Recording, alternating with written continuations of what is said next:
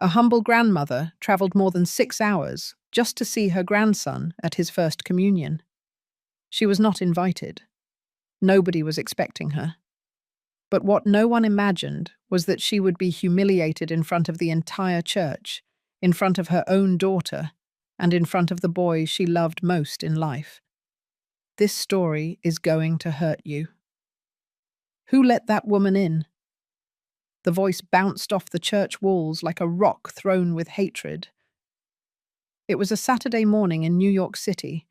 In the St. Jude's Cathedral, everything was decorated with white flowers, gold ribbons, and cameras everywhere. Families smiled. The children were dressed like little angels. Everything seemed perfect. Until she appeared. Martha, in her light grey dress, worn down by the years. With her old sandals, her hair tied up in a makeshift bun, her tanned skin marked by the country sun. She wasn't carrying a designer handbag or perfume. She carried a knitted shawl she had made herself, and a face filled with emotion and fear. She had arrived from rural Pennsylvania. She didn't have an invitation. Nobody expected her. Nobody wanted to see her there. But it was the most important day of her grandson, Michael. Her only grandson. "Someone get her out, please," yelled an elegant woman with an expensive dress and a salon hairstyle. "This is a private ceremony, not a homeless shelter." Eyes fixed on Martha like daggers. Some mothers took their children's hands and moved away. A man murmured, "How do they let people like this in?" Martha stood motionless, in the doorway, as if she had been frozen, her eyes filled with water. But she didn't cry, not yet. She took a step back. Her throat was burning, her hands were trembling. She was about to turn to leave when she heard the voice. "Grandma?" People turned around. And then, the impossible happened. Michael, barely 9 years old, in his white suit and a gold cross on his chest, ran from the altar to the entrance. And without caring about the cameras, the shouting, or the stares, he hugged Martha tightly. "You came," he said through tears. "I knew you would come." Martha hugged him back. She held him tight as if the world were about to end at that instant. But the world didn't end. It got worse. "Michael!" shouted Jennifer, his mother. "Get away from that woman right now!" Martha didn't look at her. She didn't need to. She already knew that tone, that contempt. "Don't make a scene, Michael," Jennifer told him, her face red with rage. "You're ruining everything." "She's my grandmother," the boy yelled. "And I love her." Jennifer took his arm hard. She pulled him away abruptly while he cried. "You shouldn't have come," she said, looking straight into Martha's eyes.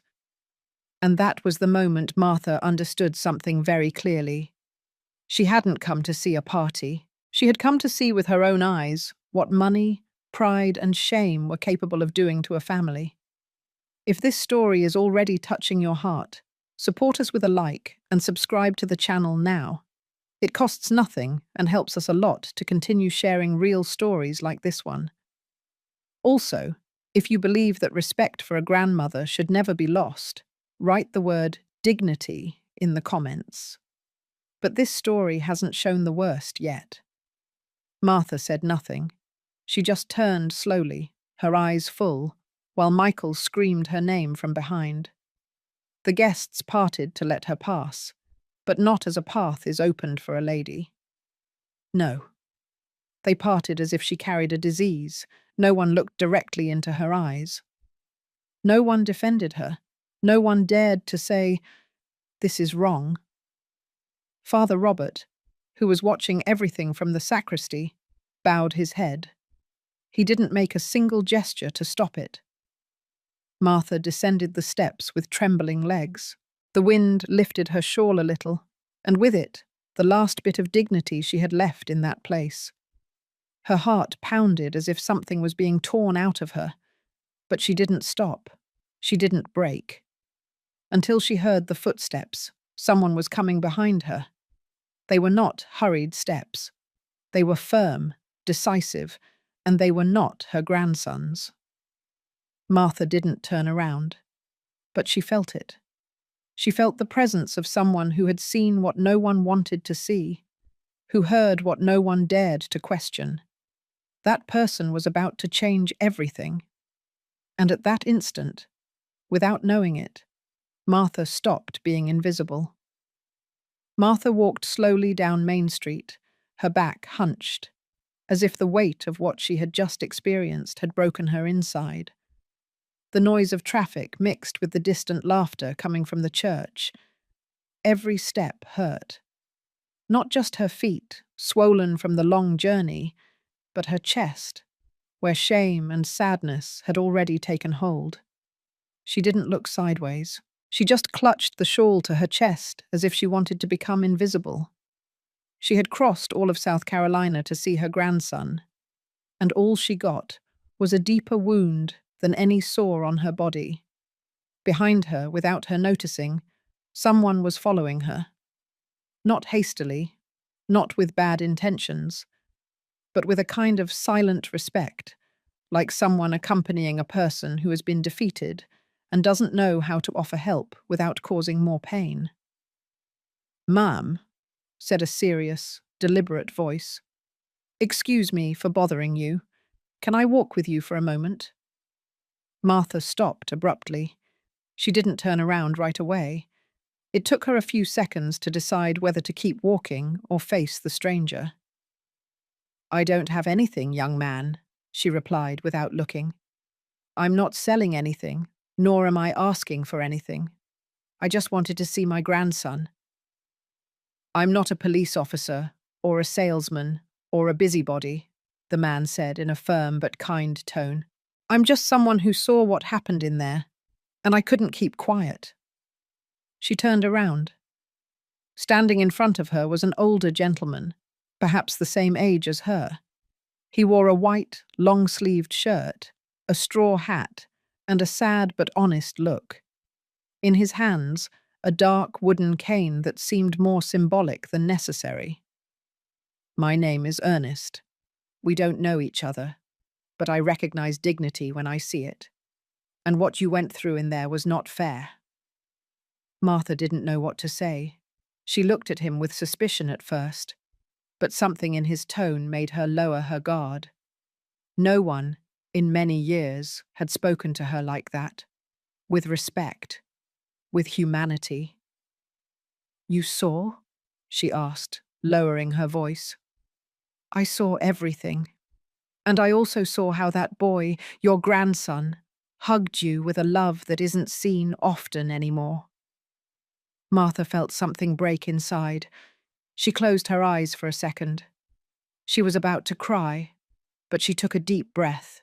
"Forgive me for intruding, ma'am. What is your name?" "Martha. Martha Baker." Ernest nodded his head, as if the name sounded vaguely familiar, but he didn't say anything yet. "I was just leaving church," he continued. "I'm not from that elegant crowd. I was just coming to pray for my late wife. And when I saw what happened, it made me so angry I can't explain it." "They treated me like trash," Martha murmured, "as if just because I come from the country I'm worth nothing."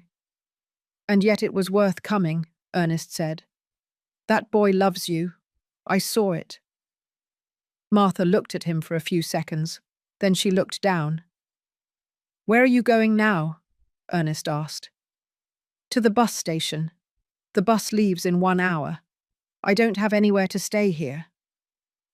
"Then allow me to treat you to a coffee," he said. "There's a quiet coffee shop around the corner. I'm not asking you for anything, nor do I want anything in return. Just let me listen to you. If you don't want to talk, we won't talk. But don't let this city spit you out like that, without someone offering you a little comfort." She hesitated. She wasn't used to good intentions. Life had taught her years ago to distrust kind gestures. But her body needed rest, and her soul needed company. "Okay," she finally said, with a slight sigh. But just one coffee. They walked together a few yards in silence. Ernest didn't ask any more questions. He didn't try to comfort her with empty phrases. He just accompanied her, at a slow pace, with respect. They entered the corner coffee shop, a modest diner with wooden chairs and the smell of freshly brewed coffee. They sat at the table closest to the window. A young waitress approached. Ernest ordered 2 black coffees and a cinnamon roll. "How long has it been since you were in New York?" he asked, after a few minutes. "Since my husband died. Matthew," she replied, without looking up. The name made Ernest frown for an instant. "Matthew? What was his last name?" "Matthew Baker. He was a construction worker. Well, he was many things, a working man." Ernest stayed still. Something about that name awoke an old memory, a distant shadow he could barely touch. But before saying anything, he preferred to ask. "And your daughter? The boy's mother?" "Jennifer," Martha said bitterly. "The youngest of my 3 children. She used to visit me. After she got together with that Roger, everything changed. They kept me away from the boy. I don't know if it was out of shame or pure contempt." The silence between them became thick. The coffee arrived. Both drank slowly. Ernest opened his mouth, as if he was about to tell something, but closed it again. It wasn't the moment. Because something told him that the name Matthew Baker wasn't new to him, that he had heard it or read it many years ago. And if what he suspected was true, the woman across from him, that battered woman, invisible to everyone, was much more connected to his own past than he imagined. And that connection was about to come to light. The coffee had gotten cold, but neither of them had noticed. Outside, the New York sun was beginning to set with an orange hue that stained the colonial facades and illuminated the table where Martha and Ernest were still sitting. It wasn't a light conversation. It wasn't a chat between 2 strangers. It was something that was gradually transforming into something denser, something that they didn't know would connect them in a profound way. "Did you say Matthew Baker?" Ernest repeated, his voice lower now, as if chewing the name in his mouth. Martha nodded with a slow movement of her head. "My husband. He died 7 years ago. A heart attack. He was on the job site, loading steel rebar. He collapsed right there, in front of everyone." Ernest remained silent for a few seconds. He looked at her closely, like someone observing a piece that doesn't fit. But that seems to belong to a bigger puzzle. "What was he like?" he asked. "Quiet, very hard-working, a man of few words. He never talked about his childhood or his family. He said he had no one but me and our daughters." Ernest put down the cane, rested it next to the table, and leaned towards her. "Excuse the question, Mrs. Martha, but did Matthew have a scar on his neck, on the left side?" She blinked, surprised. Yes, he had one. It was like a long line. He said he got it as a child, escaping from some dogs. He always avoided talking about it." Ernest took a deep breath. He rested his hands on the table. For an instant, it seemed like he was going to get up, but he restrained himself. "I knew a Matthew Baker," he finally said, "more than 50 years ago, in an orphanage in Queens, when we were children. We were inseparable, but there was a fire in that place, and after that, they assumed he was dead." Martha stared at him, now without blinking. "Are you saying that you—" "I don't know," Ernest interrupted. "I don't want to get ahead of myself.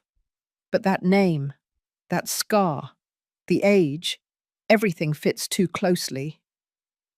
"Matthew never mentioned anything about a fire or an orphanage," Martha whispered. "Because I didn't either," he replied. For years, I convinced myself that my brother had died in that fire. And over time, I buried that part of my life.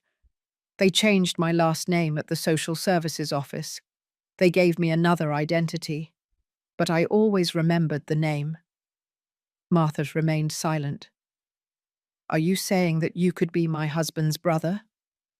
It could be, Ernest replied, not looking away. I can't assure you. But if he is, then you are not a stranger to me. You would be my family. The silence between the two became thick, like smoke. Tell me something, Mrs. Martha, Ernest continued, more carefully now. Did he leave anything? A letter? A notebook? A document where he mentions anything about his childhood? I don't know, she replied, her voice now trembling. When he died, my daughter Jennifer collected all his things. She and her husband took care of everything. I didn't have access to anything. They only left me an envelope with his watch and a St. Jude prayer card. Ernest closed his eyes for a moment. Then he opened them slowly.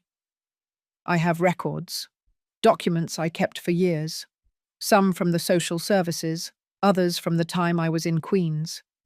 If you allow me, I could review them, compare dates, names, see if a Matthew Beggar appears, something that gives us certainty.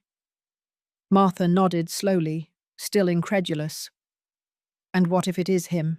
She asked, like someone who doesn't dare to imagine. Then your grandson Michael is my blood too, Ernest replied. And you are not as alone as you think. The waitress approached to collect the empty cups. Martha looked out the window. Outside, the afternoon was beginning to disappear, and the city was covered in faint lights. She felt like the world was moving beneath her feet.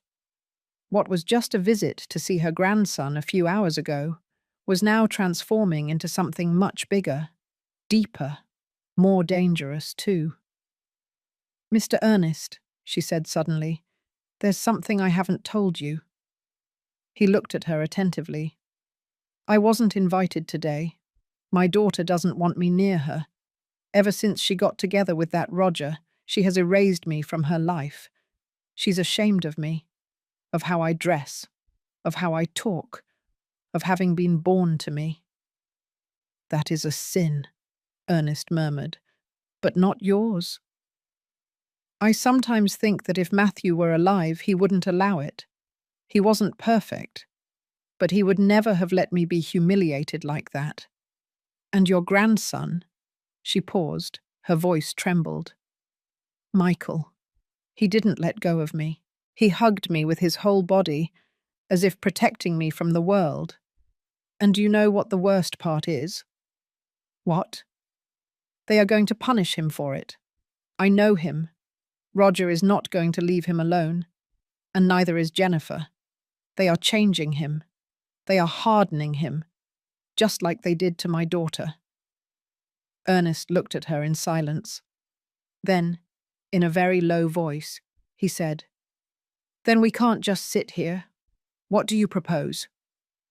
If there are documents, if there is proof that Matthew had property, if there is a letter, we have to find it.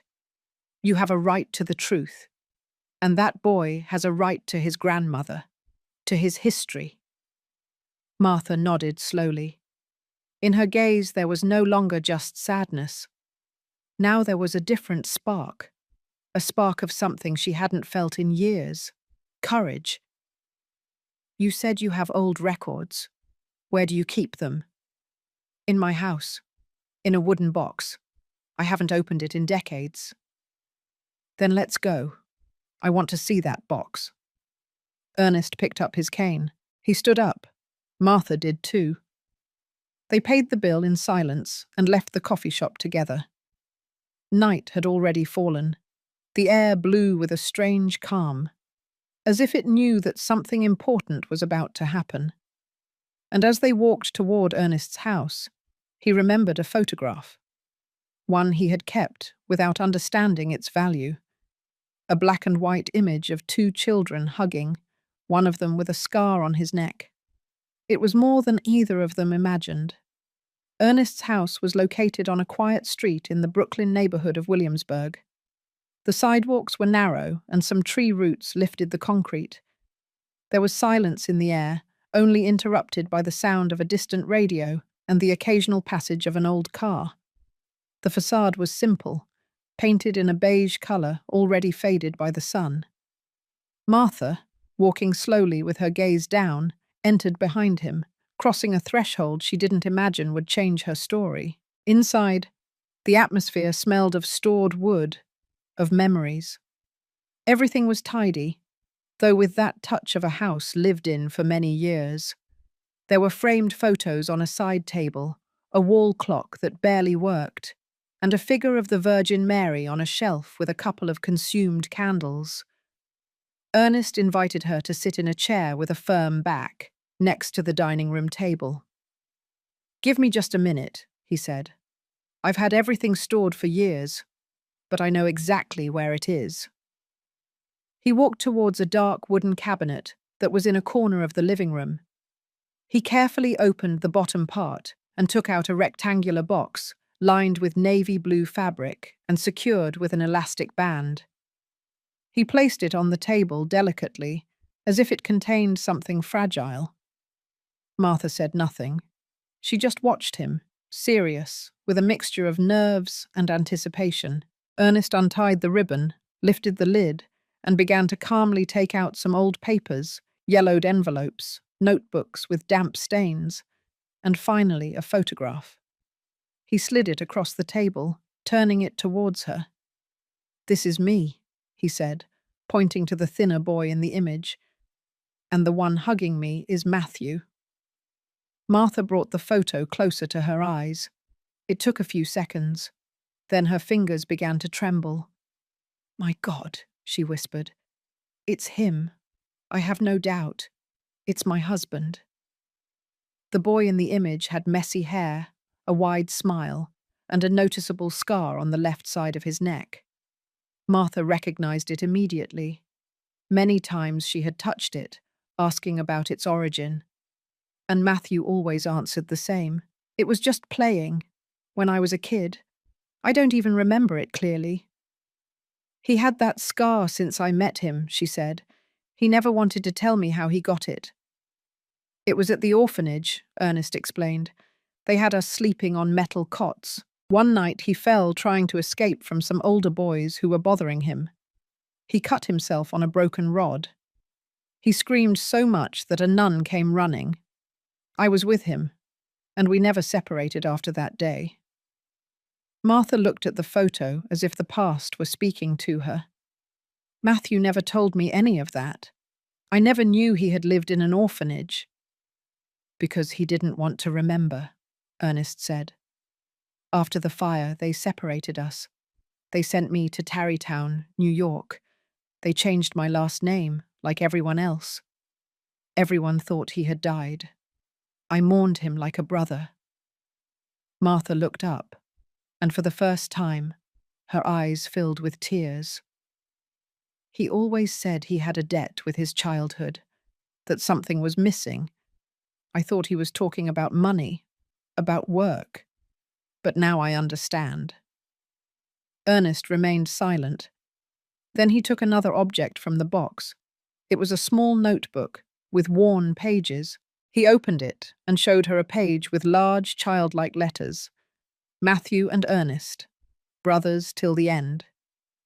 She ran her fingers over the faded ink, as if she could touch that lost past. "You were his brother, then?" "I was, and maybe I still am. But to confirm it, we need more." "He had a wooden box. He always hid it in the closet. The day he died, Jennifer and Roger took it out. They told me they were just worthless papers, that I shouldn't get involved." Ernest frowned. "He might have kept important papers there. Maybe something that links him to me or to some property." "Do you think they knew what was in there?" "I think Roger doesn't take a step without a scheme. If there was anything useful, he hid it." Martha nodded sadly. Ever since they got married, Jennifer changed. She took Michael away from me little by little. And now she has him trapped in that house, surrounded by people who treat him as if love is measured in dollars. Ernest sighed deeply. I'll help you. I have connections in the Queen's archives. We can look for anything in Matthew's name. If we find something, it will be one more proof that you have rights they are denying you. Martha looked at the photo one last time and pressed it against her chest. The only thing I care about is Michael, that he knows who his grandfather was, that they teach him dignity, not shame, and that is not taught with words. It's demonstrated with actions, Ernest said. He stood up from the table and walked toward a shelf where he had some envelopes stored. He returned with one that had no complete address, stained by time. This envelope reached me more than 10 years ago. It said for Martha, rural Pennsylvania. It had no last name or clear sender. I never knew who sent it. I thought about returning it, but I kept it. Today, I think it was meant to be here. Martha took it, and seeing the handwriting, her heart stopped for a second. It's Matthew's writing. Do you want to read it? She shook her head. Not yet. Not here. I need to breathe. Ernest nodded. I can lend you a room. It's not much, but it has a bed, blankets, and privacy. I promise. I mean no disrespect. Martha hesitated for just a second. Then she accepted with a gesture of gratitude. While he prepared the room, she looked at the photo of the two children again. And for the first time, she understood that her story with Matthew had not ended with his death. Something deeper was about to come to light, something that had been buried for decades. And while she put the photo in her purse, Ernest, from the other room, took out a document that he didn't dare show her yet. An old copy of a sales contract signed in Queens, with the full name of Matthew Beggar, dated 1 year before his death. But that truth still had to wait, because someone else also knew about that document, someone who was not willing to let it come to light. The fire started with a spark behind a warehouse in a corner of the old Brooklyn Heights shelter. No one knew exactly what caused it. Some said it was a candle placed incorrectly, others that it was intentional. The truth is that early that morning, the flames spread through the corridors of the children's home as if the wind had been waiting for them. Matthew slept on a metal cot next to his brother Ernest. They were 8 and 7 years old, respectively. They had been brought to the shelter after being found wandering the streets of New York, dirty, without papers, without adults to care for them. They never knew for sure who had abandoned them. They only knew that they had each other. That night, the smoke came first, silent, like a thief. Then came the screams. The children began to cough, to move, to push each other. Ernest jumped up, looking for Matthew. He saw him standing, with red eyes, barefoot, shaking off the dizziness.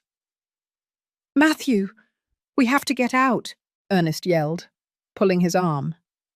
The flames were already reaching the ceiling of the main hallway. Explosions of windows, desperate footsteps, and crying could be heard. A nun was trying to kick open a stuck door. Matthew and Ernest ran down a narrow corridor. They tripped. They got up. When they reached the central courtyard, a column of fire fell from the second floor. That's when they were separated. A volunteer, covering his face with a wet cloth, pulled Ernest by the waist and dragged him out of the building. My brother is in there," he screamed, kicking. "We can't go back, it's too late," the man yelled as he carried him in his arms. Ernest cried, screamed, thrashed, but they didn't let him go. From the garden, he saw part of the roof collapse. The entire shelter turned into a bonfire, and with it, according to official records, 3 children were lost. One of those names was noted, Matthew Baker. No one ever found him again. Ernest was transferred to an area near Yonkers a few days later, with a new family. They changed his last name, gave him used clothes, and taught him to say that he had no past. For a long time, he believed what they told him, that Matthew had died, that he was lucky to have survived, that he shouldn't look back. But he never stopped doing it. Every night, before sleeping, he touched the scar on his knee, a mark from that fire, and whispered to himself, "If you're alive, find me." On the other side of fate, Matthew also survived. He got out through a back window minutes before the collapse. No one saw him. No one rescued him.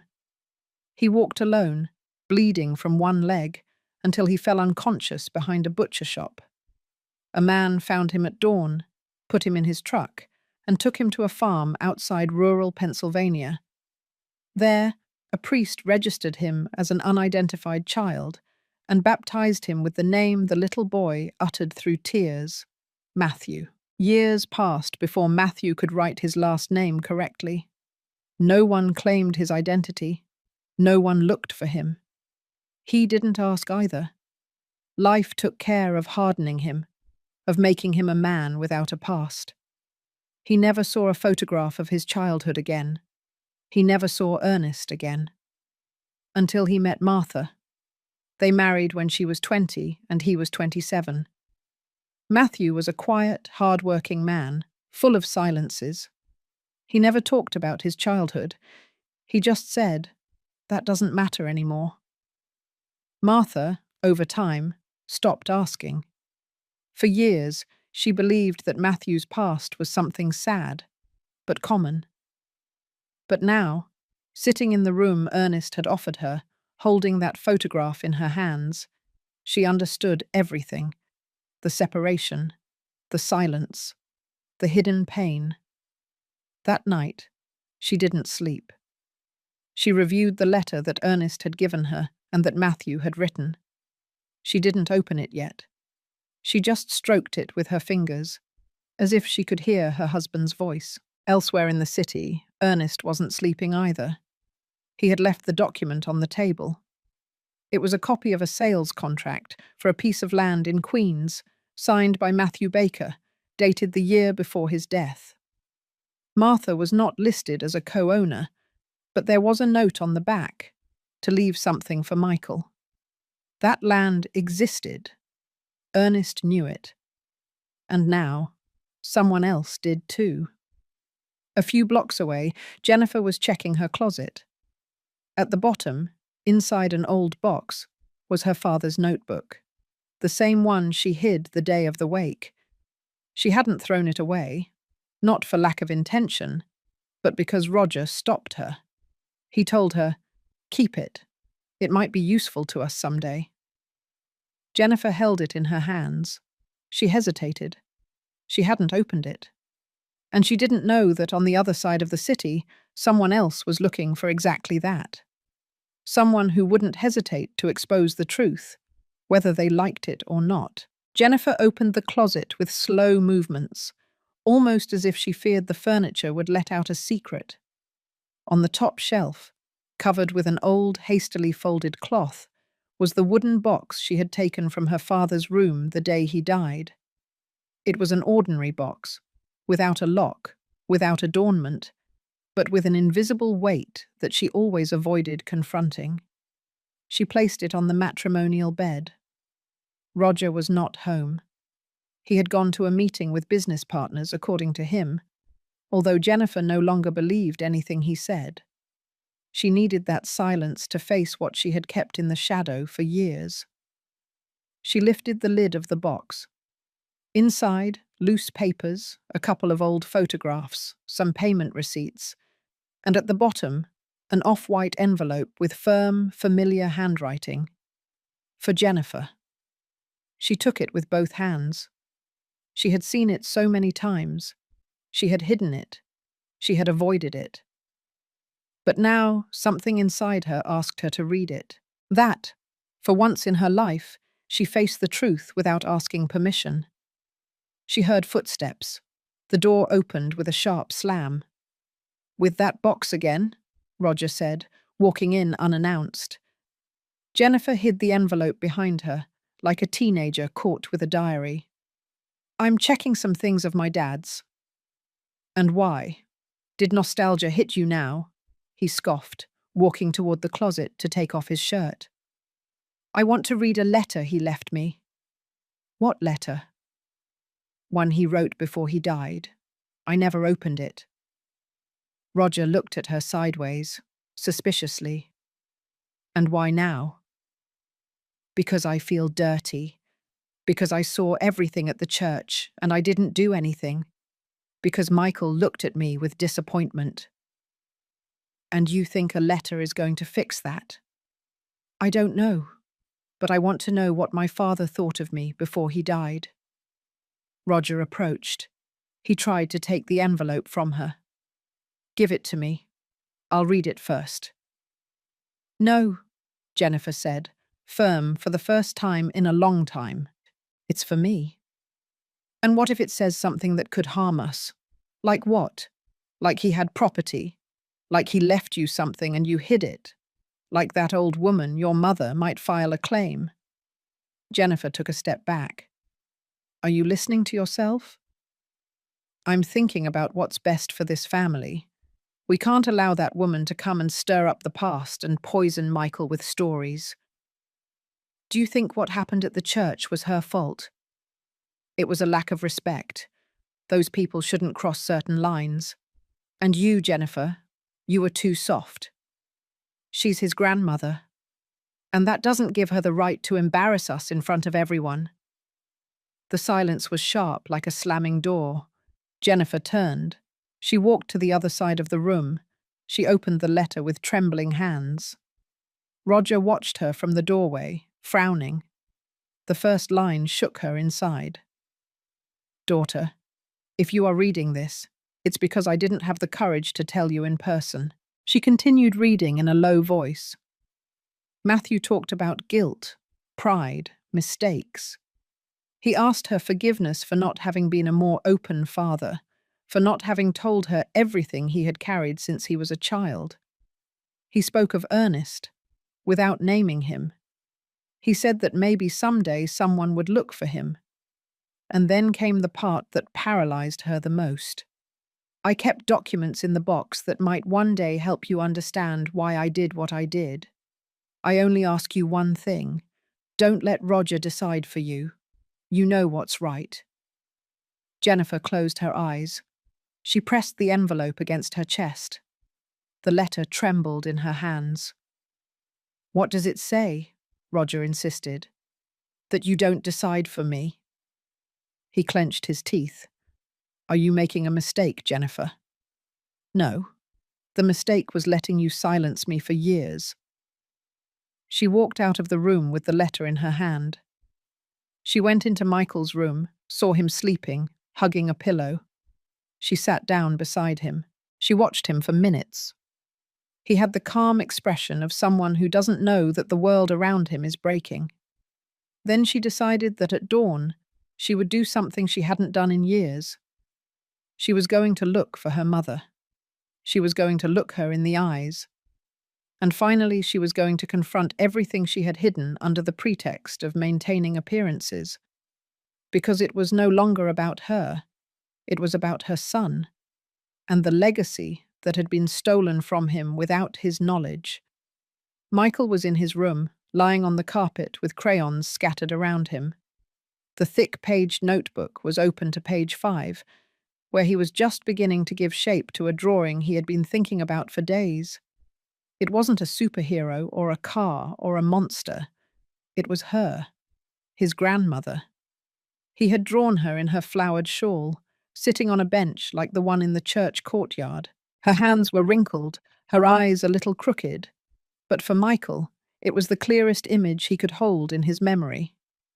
At the bottom, he wrote in large letters, "I love you, Grandma." It took him several minutes to choose the background color. Sky blue, because that's how he remembered that day.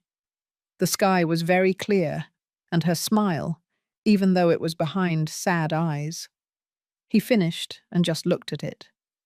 Then he took out the pages, folded them carefully, stored them at the bottom of his school backpack, and hid it behind his desk. He knew he shouldn't do it, but he also knew that if someone found it, especially his mother or Roger, they would destroy it. As if thinking about them summoned him, the door opened without knocking. "What are you doing?" Jennifer asked in a tired voice. "Nothing, I'm drawing." "Can I see?" Michael hesitated. "It's just a drawing." She walked in slowly. She looked at the crayons, the notebook, and managed to see a sheet sticking out of the side pocket of the backpack. "What is that?" "Nothing, Mum." Jennifer reached out and took it. She unfolded the drawing and was silent. Michael stood up suddenly. "Don't tear it up. It's for Grandma." Jennifer's face changed. "You drew that woman? After what she did?" "She didn't do anything," Michael yelled. "You threw her out. You yelled in front of everyone. She protected me from shame. She wasn't supposed to be there. She is my grandmother, and I love her." Jennifer stood still. She took a deep breath. She closed her eyes, and without saying anything more, she tore the drawing in half. Michael didn't cry. He didn't say anything. He sat on the floor and lowered his head. His fury was so great that he couldn't even move. The injustice was like a rock in his chest. Jennifer left the room with the pieces of paper in her hand.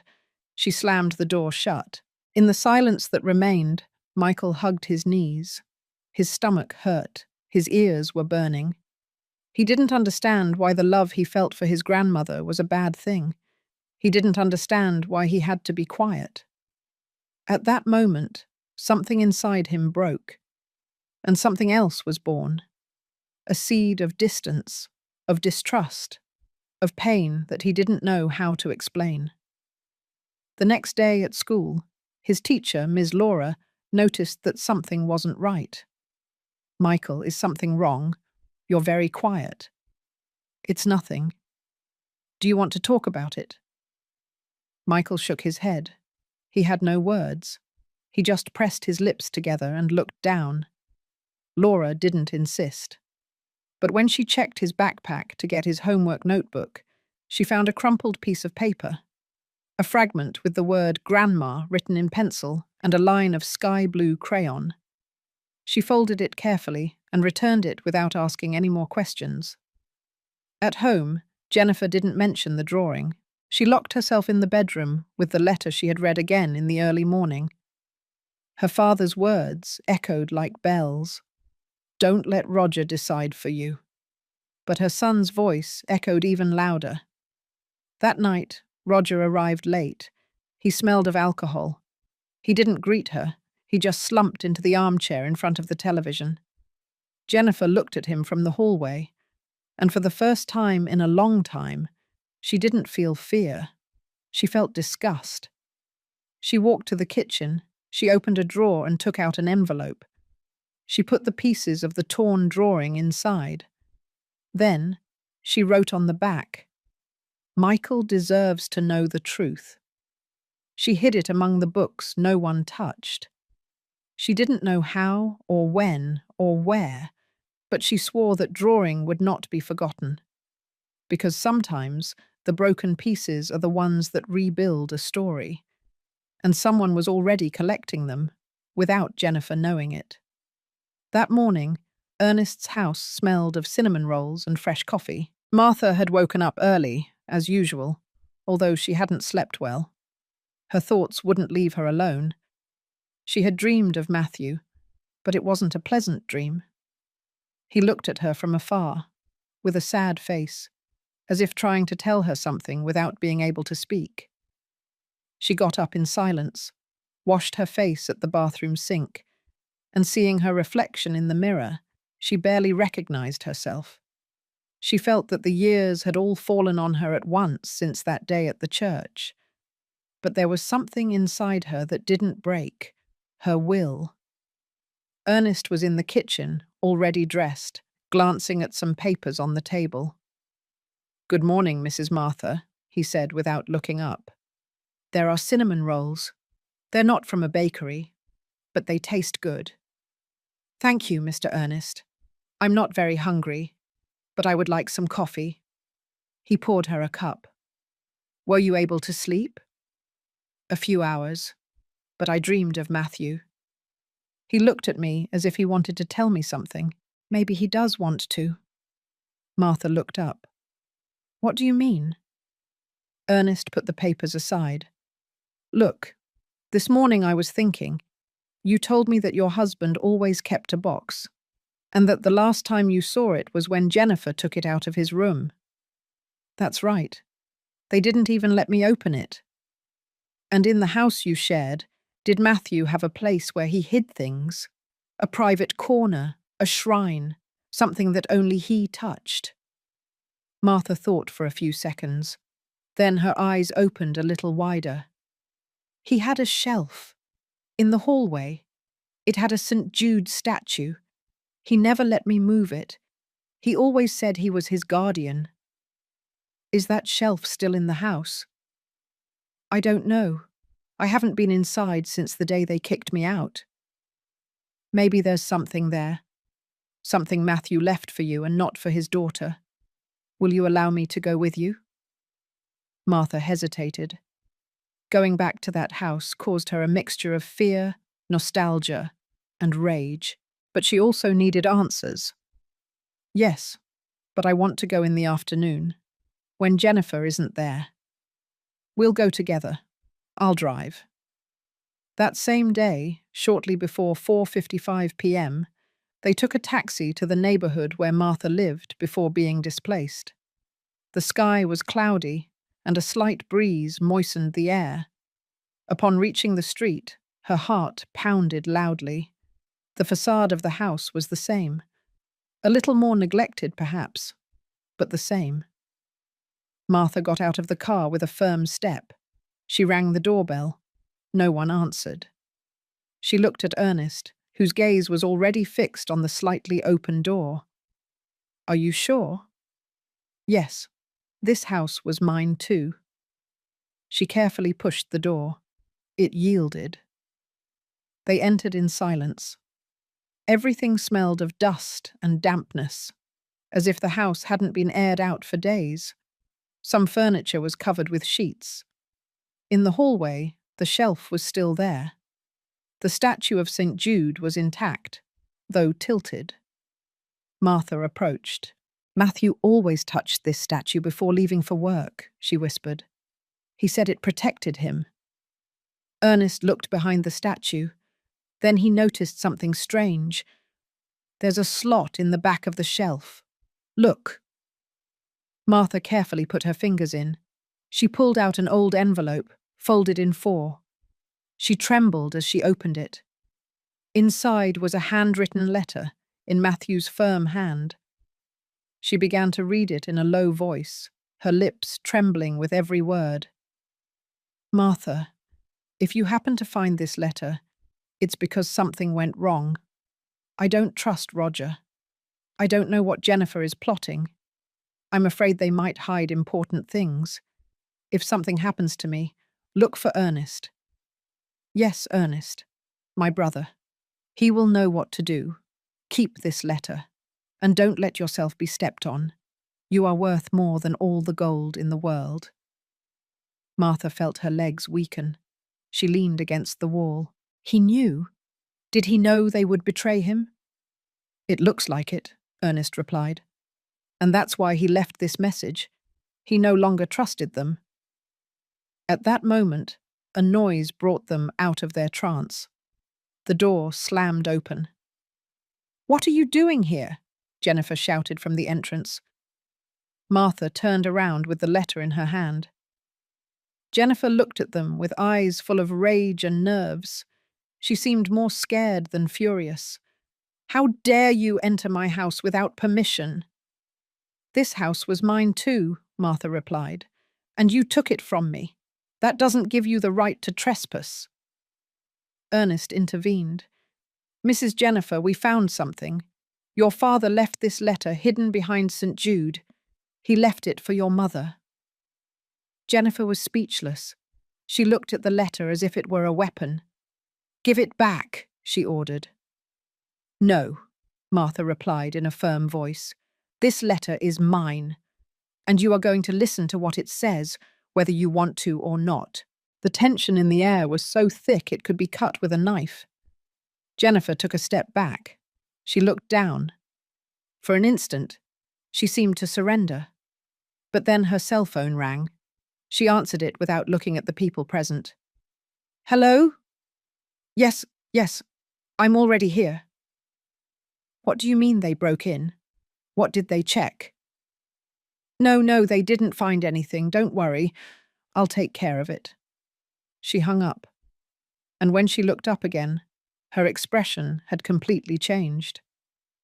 You don't know what you're getting yourselves into, she said coldly. What are you hiding, Jennifer? More than you imagine, she replied. And at that moment, Martha knew that her daughter was not just an accomplice. She was part of something bigger, something Matthew had tried to protect. But he didn't manage to do it in life. Now that truth was beginning to come to light, and neither Jennifer nor Roger could stop it. Father Michael lived in a small house behind the St. Rose of Lima Parish, in an old neighborhood of New York. Despite his age, he maintained his lucidity and firm voice, although his hands trembled slightly when he poured the coffee. He was a reserved man, one of those who listen more than they speak, and that is why Matthew respected him so much in life. Ernest had made the call that morning. He explained, without going into too much detail, that Martha, Matthew's widow, wanted to talk to him about something important. The priest accepted without asking questions. When they arrived, he greeted them with a slight smile and a gesture of welcome. Mrs. Martha, it's a pleasure. Your husband spoke of you with admiration. He always said you had a stronger heart than him. Thank you, Father. I don't know if that was true, but I loved him with all my soul. They sat at the dining room table. On the white tablecloth was a notebook, a rosary with green beads, and a small metal box with religious prayer cards. Ernest observed the place carefully. There was a wooden crucifix on the wall and a framed photo of Pope John Paul II. Father, there is something we believe Matthew left with you, Ernest began. A letter or some document. He trusted it would be safe here. The priest nodded calmly. When Matthew passed away, he asked me to keep something. It was a sealed envelope. He gave it to me a few days before his death, during a confession. He said that if something happened to him, I should give it to his wife or to a man named Ernest, which turns out to be you.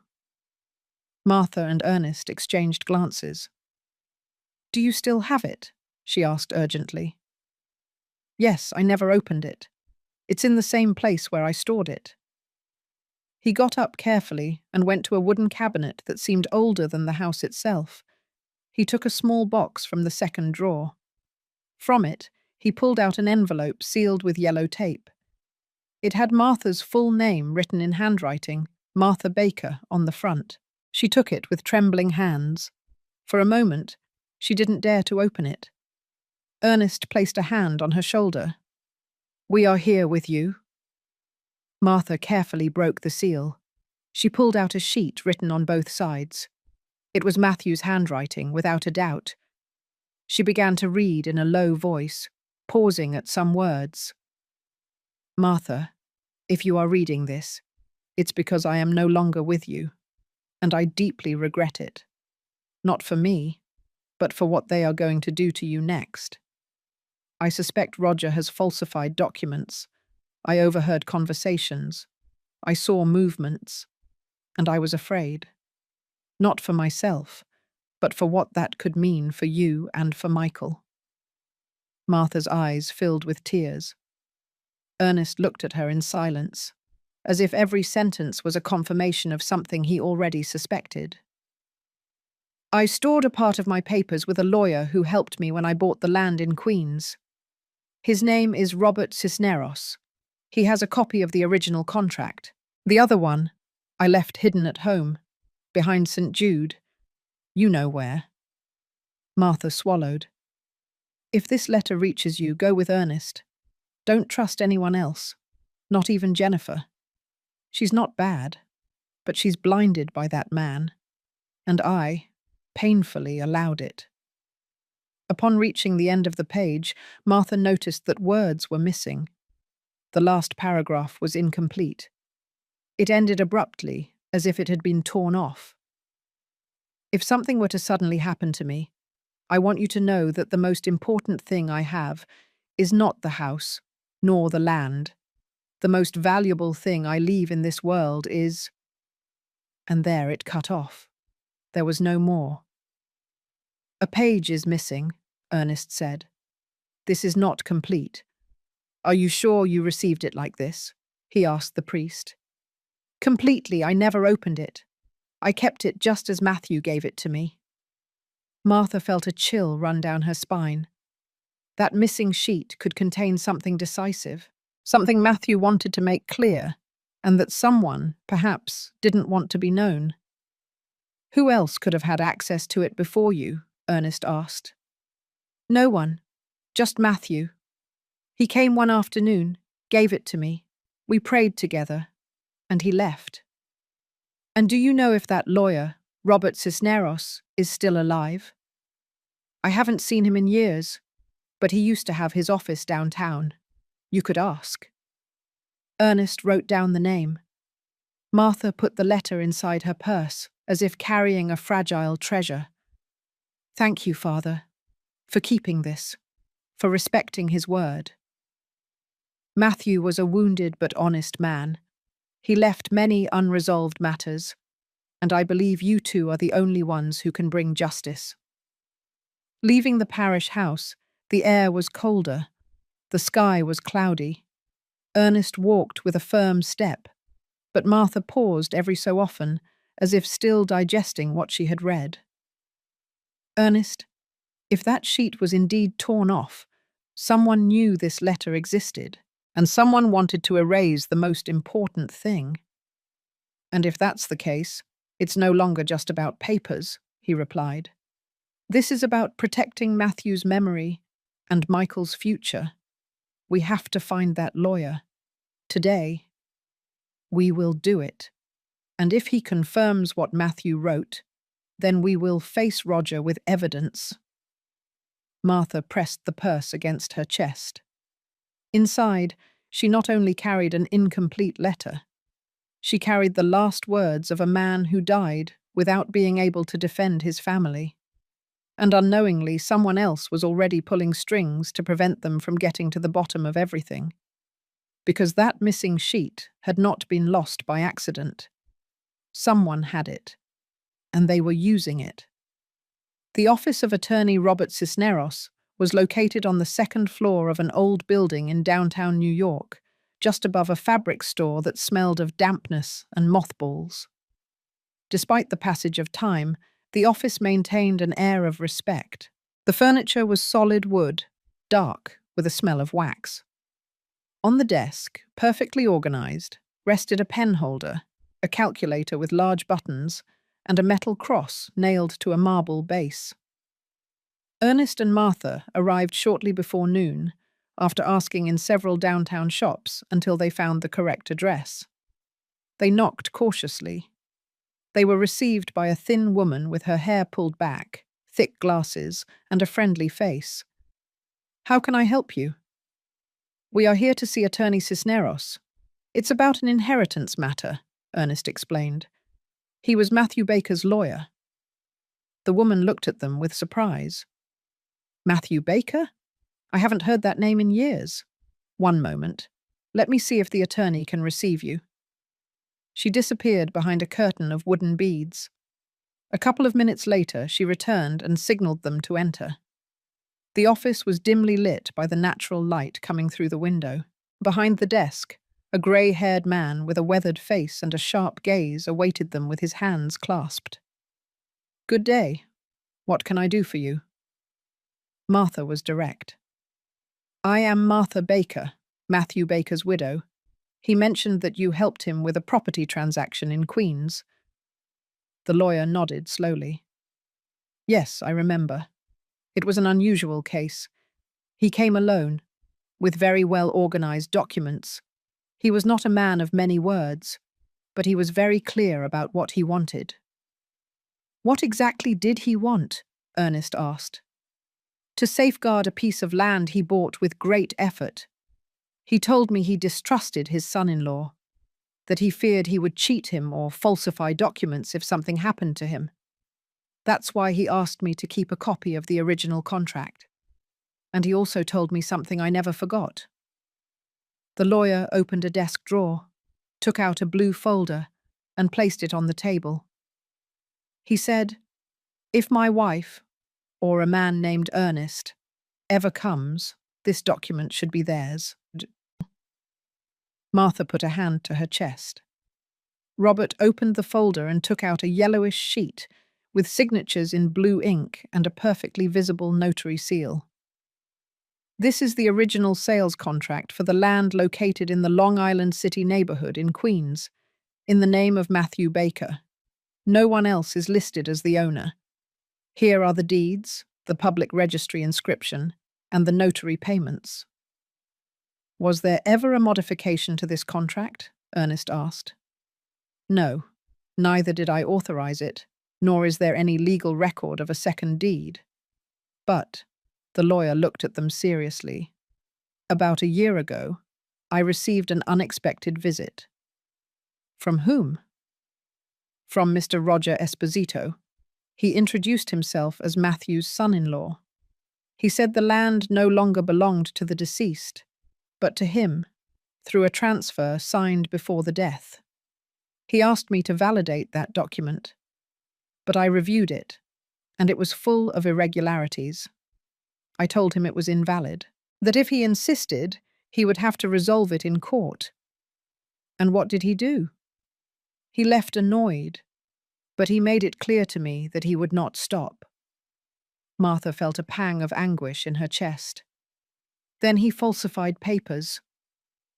I don't have direct proof, but I do have suspicions, and now that you come with this letter and the context, I am almost certain.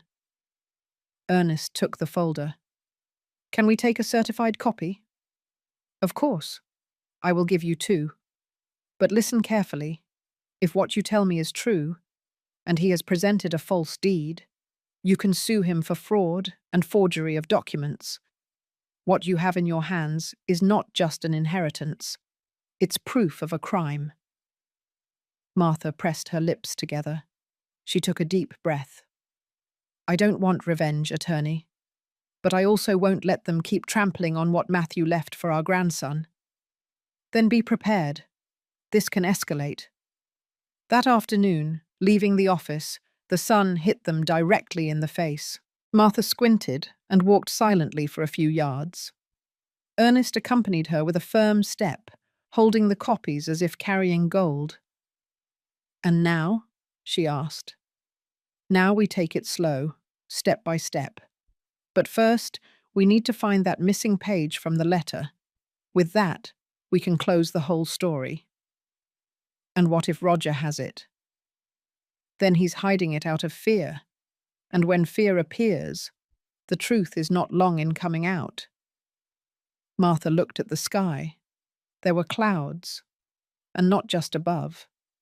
Somewhere in that city, her daughter carried a heavy silence, and her grandson was trapped between the blood that united him to her and the lies that were pushing him further and further away.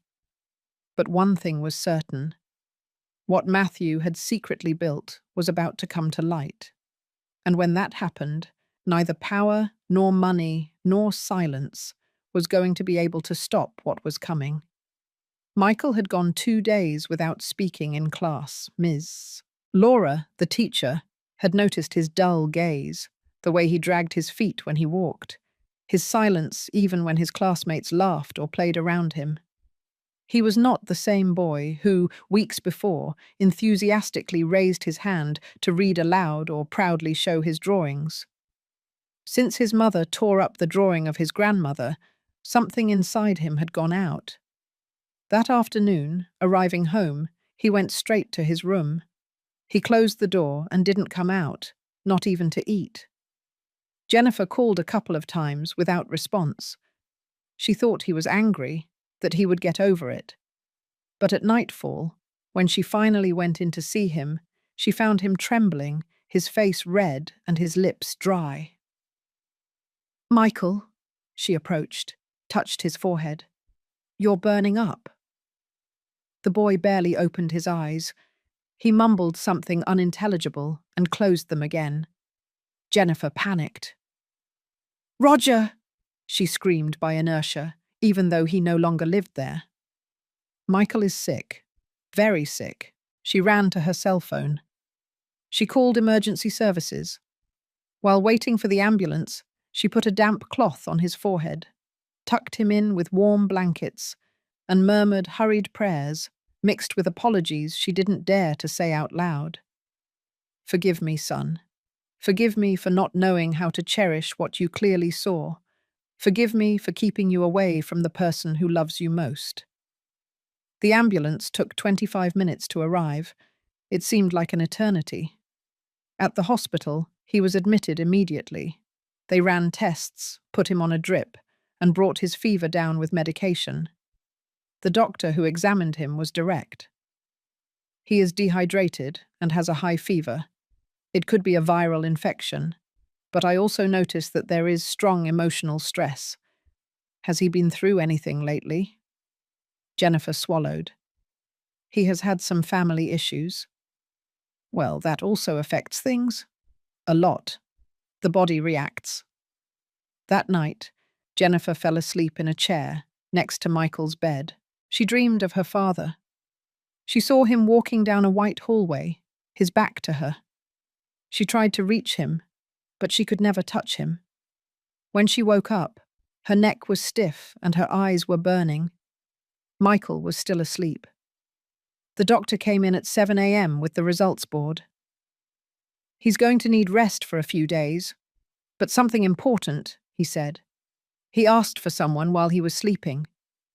Jennifer sat up. "For whom?" "A woman. He said grandma several times. Insistently." Jennifer felt something knot in her stomach. "Do you want us to call her?" the doctor asked.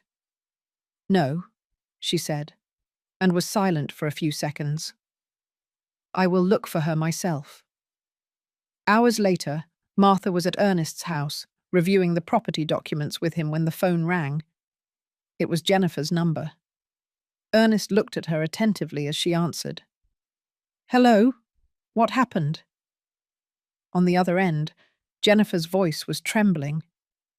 "It's Michael. He's in the hospital. He has a high fever. He won't eat. He won't talk. He only asks for you." Martha was silent for a few seconds. "Are you asking me to see him?" "Yes, but don't let him know that I called. Just go, please." Martha hung up without saying anything else. She grabbed her shawl and looked at Ernest. "He needs me." "I'll drive you." When they arrived at the hospital, it was almost sunset. The sky was grey, as if it knew what was about to happen. Martha entered alone. She walked down the hallway with a firm step, although her heart was trembling inside. At the reception, she asked for Michael. They directed her to the room. She pushed the door open slowly. Michael was sleeping, but feeling her presence, he opened his eyes. "Grandma?" Martha approached with a shaky smile. She sat down beside him and stroked his forehead gently. "I'm here, my boy. I didn't leave." Michael took her hand tightly. "Don't leave me again." "Never again," she said. In the doorway, Jennifer watched them, unseen. She covered her mouth with her hand and walked away in silence, carrying a guilt that squeezed her soul. Because even if she wouldn't admit it out loud, for the first time she understood what she had done. She had ripped the only love that asked for nothing in return from her son. And now, that love was giving him life back, in front of her eyes, in front of everything. The next day dawned with a mixture of heavy clouds and weak light filtering through the windows of the Metropolitan Hospital in New York. Martha had spent the entire night sitting next to Michael's bed. She didn't sleep. She didn't eat. She barely moved. She only watched him. Every so often she stroked his forehead, spoke to him softly, or adjusted his blanket. The boy slept deeply, as if his body was trying to repair what his heart had silently endured. When the clock struck 7:15 a.m., Martha got up to go to the bathroom and wash her face. She walked down the hallway without making a sound, as if she was afraid of waking up the entire hospital. Upon returning, already at the entrance of the room, she stopped abruptly. Roger was there, standing next to the bed, arms crossed, with an expression that mixed discomfort with annoyance. Martha looked at him without fear. She was no longer afraid. "What are you doing here?" he asked in a low but cutting tone. "I am with my grandson, where I should have always been." "You are not welcome. This place is for close family, legal family." "I don't care what you say. Michael asked for me. Michael needs me. You will never understand that, because you don't know what it is to love without conditions." Roger took a step toward her. "Don't give me any martyr grandmother speeches. I'm the one who decides here. And if you don't leave on your own, I'll have you thrown out." Martha clutched the shawl to her chest, trembling, but not from fear, but from contained rage. "You've taken off your mask, haven't you? You're not even pretending in front of the boy anymore. It bothers you that I exist because you can't control what I represent to him. I'm not going to argue with you. I'll give you 5 minutes." At that moment, a nurse appeared in the hallway. It was Lisa, a young woman with dark hair and a friendly face, who already knew Michael from previous shifts. She stopped when she saw the tension. "Is everything all right?" she asked. Martha barely shook her head. "He wants me to leave." "Are you Michael's grandmother?" Lisa said, looking at her with compassion. "Yes, and I'm not leaving." Lisa looked at Roger, unafraid. "Then you're not leaving. The boy has improved since she arrived. If anyone doesn't have a reason to be here, it's not her." Roger approached the nurse with a forced smile. "Look, miss, I am this boy's father. Legally, I have the right to decide who enters and who doesn't." "And his mother? Where is his mother?" "She's at home, resting." "Well, I'm letting you know that unless she comes and gives that order, the lady stays. And if you want to make a scene, take it up with the administration. But don't yell at anyone here. This is a hospital." Roger clenched his jaw, but said no more. He turned around and left the room, slamming the door with contained violence. Martha sat down next to the bed again. Lisa approached and put a hand on her shoulder. "Don't let anyone make you leave. The boy needs you. It's not a matter of medicine. It's a matter of the soul." "Thank you, dear. God bless you." Lisa left without saying more. Martha returned to holding her grandson's hand. She spoke to him in a low voice, telling him stories about the countryside, about when Matthew planted corn and came back with boots full of dirt. Michael didn't say anything, but his eyelids moved gently. An hour later, Martha went out to get a coffee from the machine in the hallway. When she returned, she found a folded sheet of paper on the chair. She opened it. It was handwritten, in large, hurried letters. "Heads up. He is planning to take the boy out of the hospital without the mother's permission. Tonight. Lisa." Martha felt her stomach knot. She ran down the hallway until she found the nurse. "Is this true?" "Some colleagues told me. He spoke with a security orderly. He said he was going to transfer the boy to a private clinic, but without the mother's authorization. They are waiting for the early morning. Why would he do that? Because he knows you can get in here. You can't there. Martha put her hands to her mouth. I can't allow it. You are not alone. I'm on duty tonight. And if you trust me, I can help you.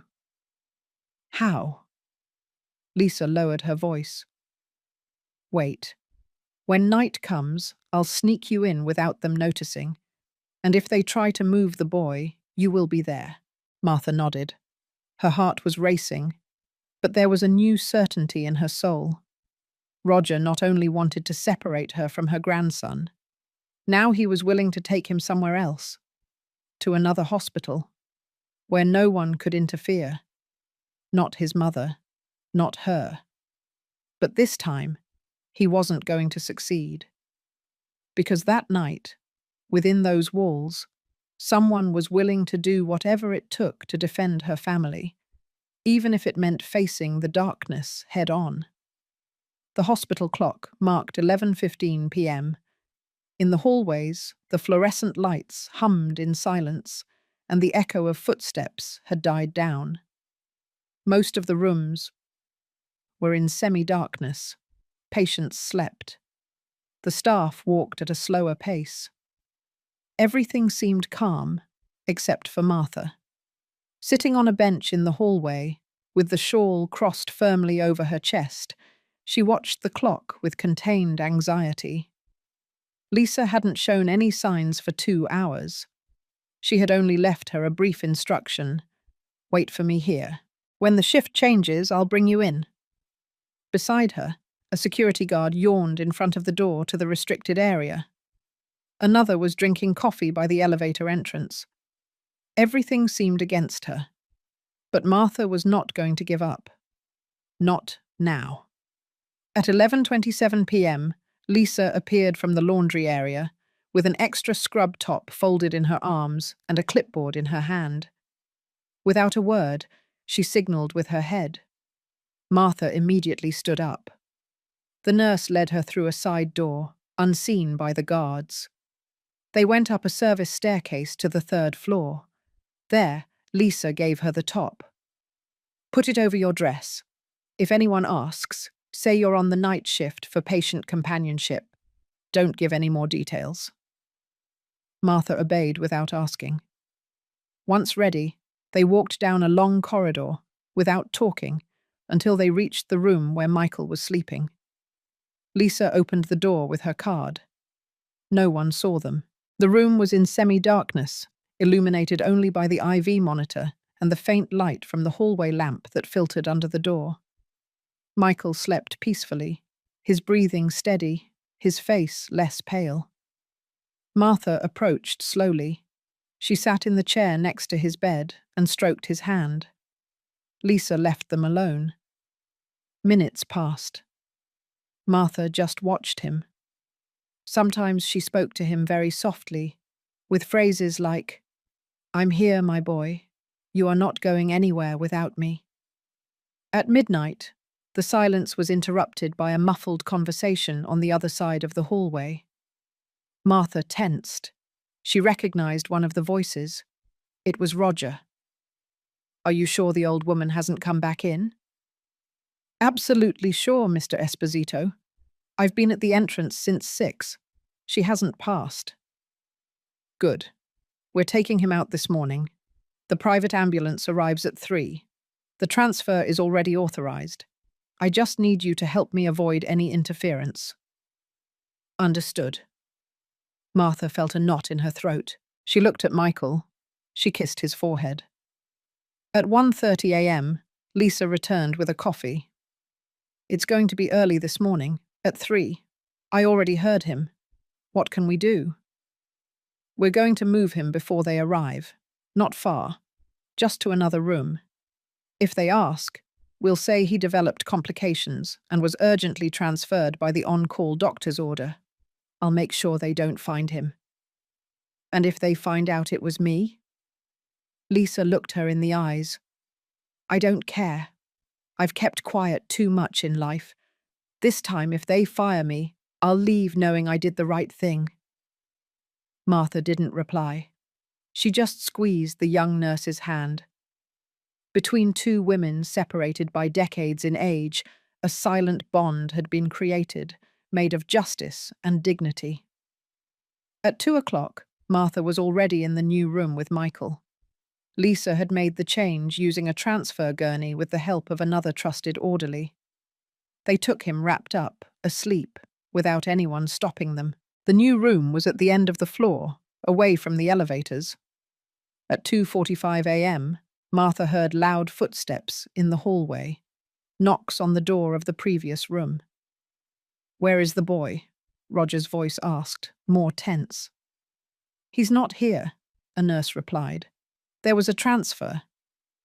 "What do you mean, a transfer?" "The on-call doctor ordered him moved for intensive monitoring. He is in a closed observation area. Only medical personnel can enter." "That's not possible. I had authorization to transfer him." "You don't have medical authorization. And until the child is stable, no one is taking him out." The slamming door was heard from the other end of the floor. Martha, from the shadows of the new room, released the air she had been holding. She approached Michael's bed and whispered, "They're not going to take you now. You're safe." But she knew that wasn't entirely true. Roger wouldn't stop, and if he had tried to take him out of the hospital, it was because something else was approaching. Something darker. And now more than ever, they needed proof. Testimonies. People who would speak. Because justice was no longer enough.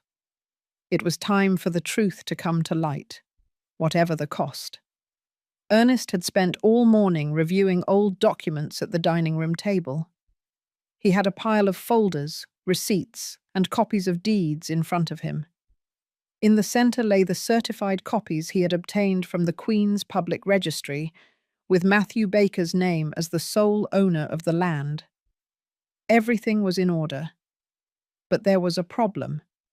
That same land appeared registered again under a second deed, dated just 2 months after Matthew's death, with the name Roger Esposito as the new title holder. A double deed. A fraud. Ernest understood it as soon as he compared both versions. The notary seal on the second deed was similar, but not identical. The deceased's signature was crude, shaky, falsified. And the most serious thing, the public registry folio was duplicated, something that legally could not happen without a direct alteration of the system. "He didn't do this alone," Ernest muttered, clenching his teeth. He needed help. Someone inside the registry, someone who facilitated access, or someone who owed him favors. He put the 2 deeds in a folder and headed to the office of his trusted friend, Attorney Jones, a retired criminal lawyer who still consulted on delicate matters. Jones read everything calmly, his glasses perched on the edge of his nose. "This is serious, Ernest. If this reaches the district attorney's office, they can open an investigation for forgery of documents, identity theft, and financial fraud. It's not a simple administrative error. This is criminal." "And if we report him?" "They will ask for proof that Matthew did not sign that second deed. The ideal would be a handwriting expert analysis. And witnesses. People who can declare that Matthew never made that transaction. Do you have that?" "We have the letter Matthew left. And we have Martha, his wife. She can testify that Matthew never mentioned giving up the land. We also have the lawyer who handled the first deed, Robert Cisneros." Jones nodded slowly. "Then you are in a position to act.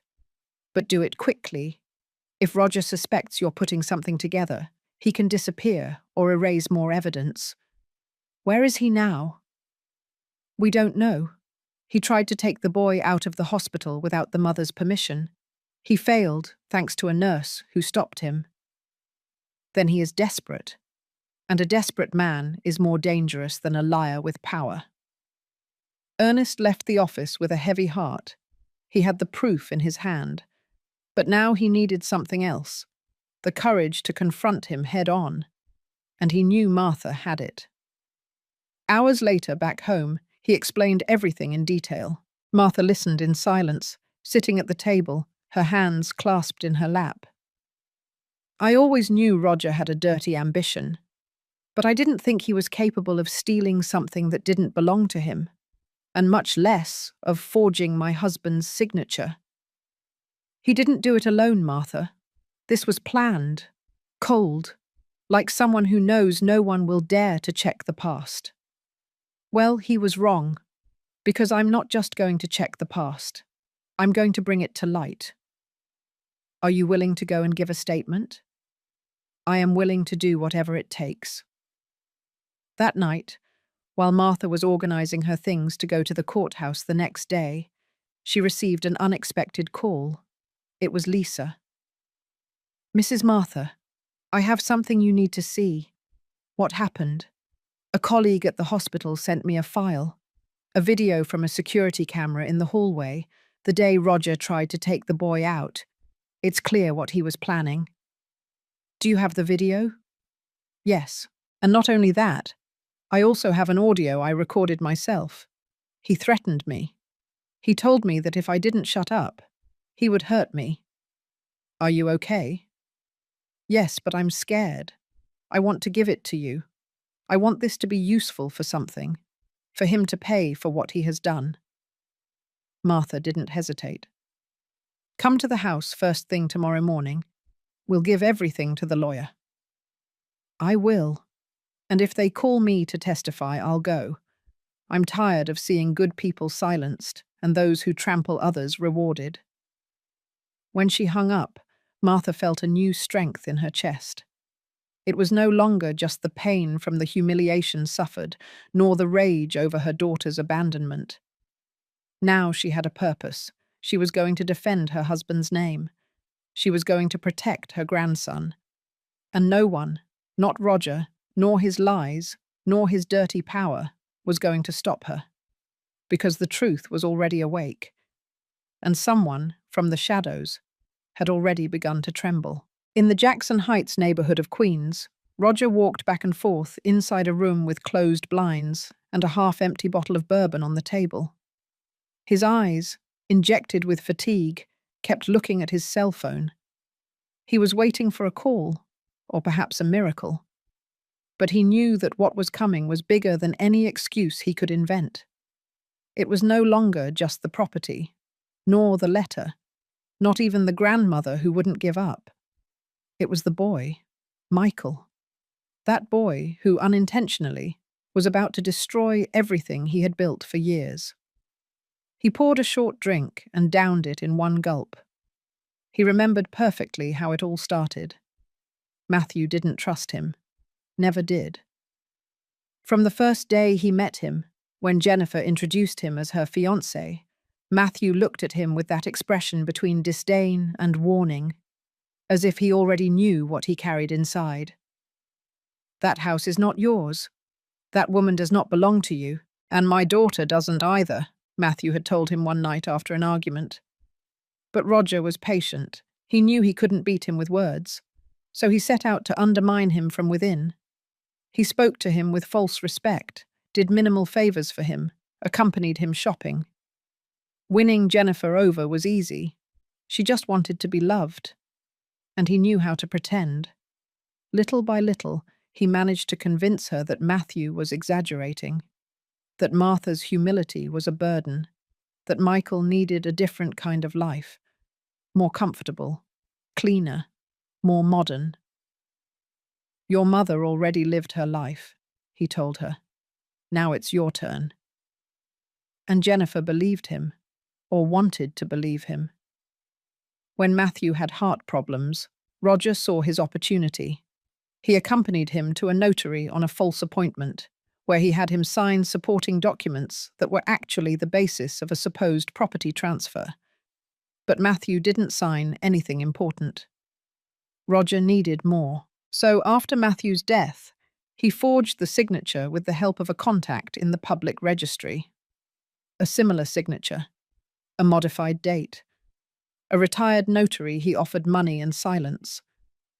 But he didn't count on Matthew having left letters, that he had hidden copies, that he had written a clear warning in his own handwriting. And much less did he count on Martha, because he had underestimated her, as many men do with women like her. Quiet, humble, tired, but whole. Now everything was crumbling. The press was already starting to call him the accused son-in-law. The neighbours in the gated community avoided greeting him. His own accountant refused to return his calls. He called Jennifer. "Don't call me anymore," she said on the first ring. "I don't want anything to do with you anymore." "You knew what I was doing," he replied, furious. "Don't pretend now." "I suspected, but you asked me to trust you, to shut up. And I shut up, like a fool, like a coward. And what are you going to do now? Testify against me?" "I'm going to tell the truth, all of it." Roger threw his cell phone against the wall. He walked to the bathroom. He looked at himself in the mirror. His reflection no longer had the arrogance of before. He was a worn-out man, about to fall. Just then there was a knock on the door. It was the same friend who helped him with the document forgery. "I can't help you anymore," he said, without preamble. "Matthew's lawyer has already filed a complaint. The handwriting expert is analysing the signatures. And there's a video of you at the hospital trying to take the boy out without authorization. Who recorded it? A nurse. And they leaked it to the press. If you stay in the city, they will arrest you." Roger stood still. "What do you recommend?" "Leave. Today. And Jennifer? She's no longer your ally." That night, he packed what little he had in a black bag. He left through the back door of the building, covering his face with a cap. He took a taxi that took him to the old bus terminal. He didn't have a clear plan, but he knew they were looking for him. The prosecutor's office already had an order for questioning, and soon it would be an arrest warrant. The last thing he saw on his cell phone, before turning it off forever, was a video of Michael hugging his grandmother in the hospital, with a phrase in the background. "My grandma didn't leave. She came for me." What Roger didn't know was that at that very moment, someone else had just handed a folder with all the evidence to an on-duty prosecutor, and a court order was already on its way, with a full name and a past that was finally catching up to the culprit. The morning had started with a strange calm at Ernest's house. Martha quietly made coffee while Michael drew at the dining room table, concentrated, without saying a word. Since his recovery at the hospital, the boy had remained quieter than before.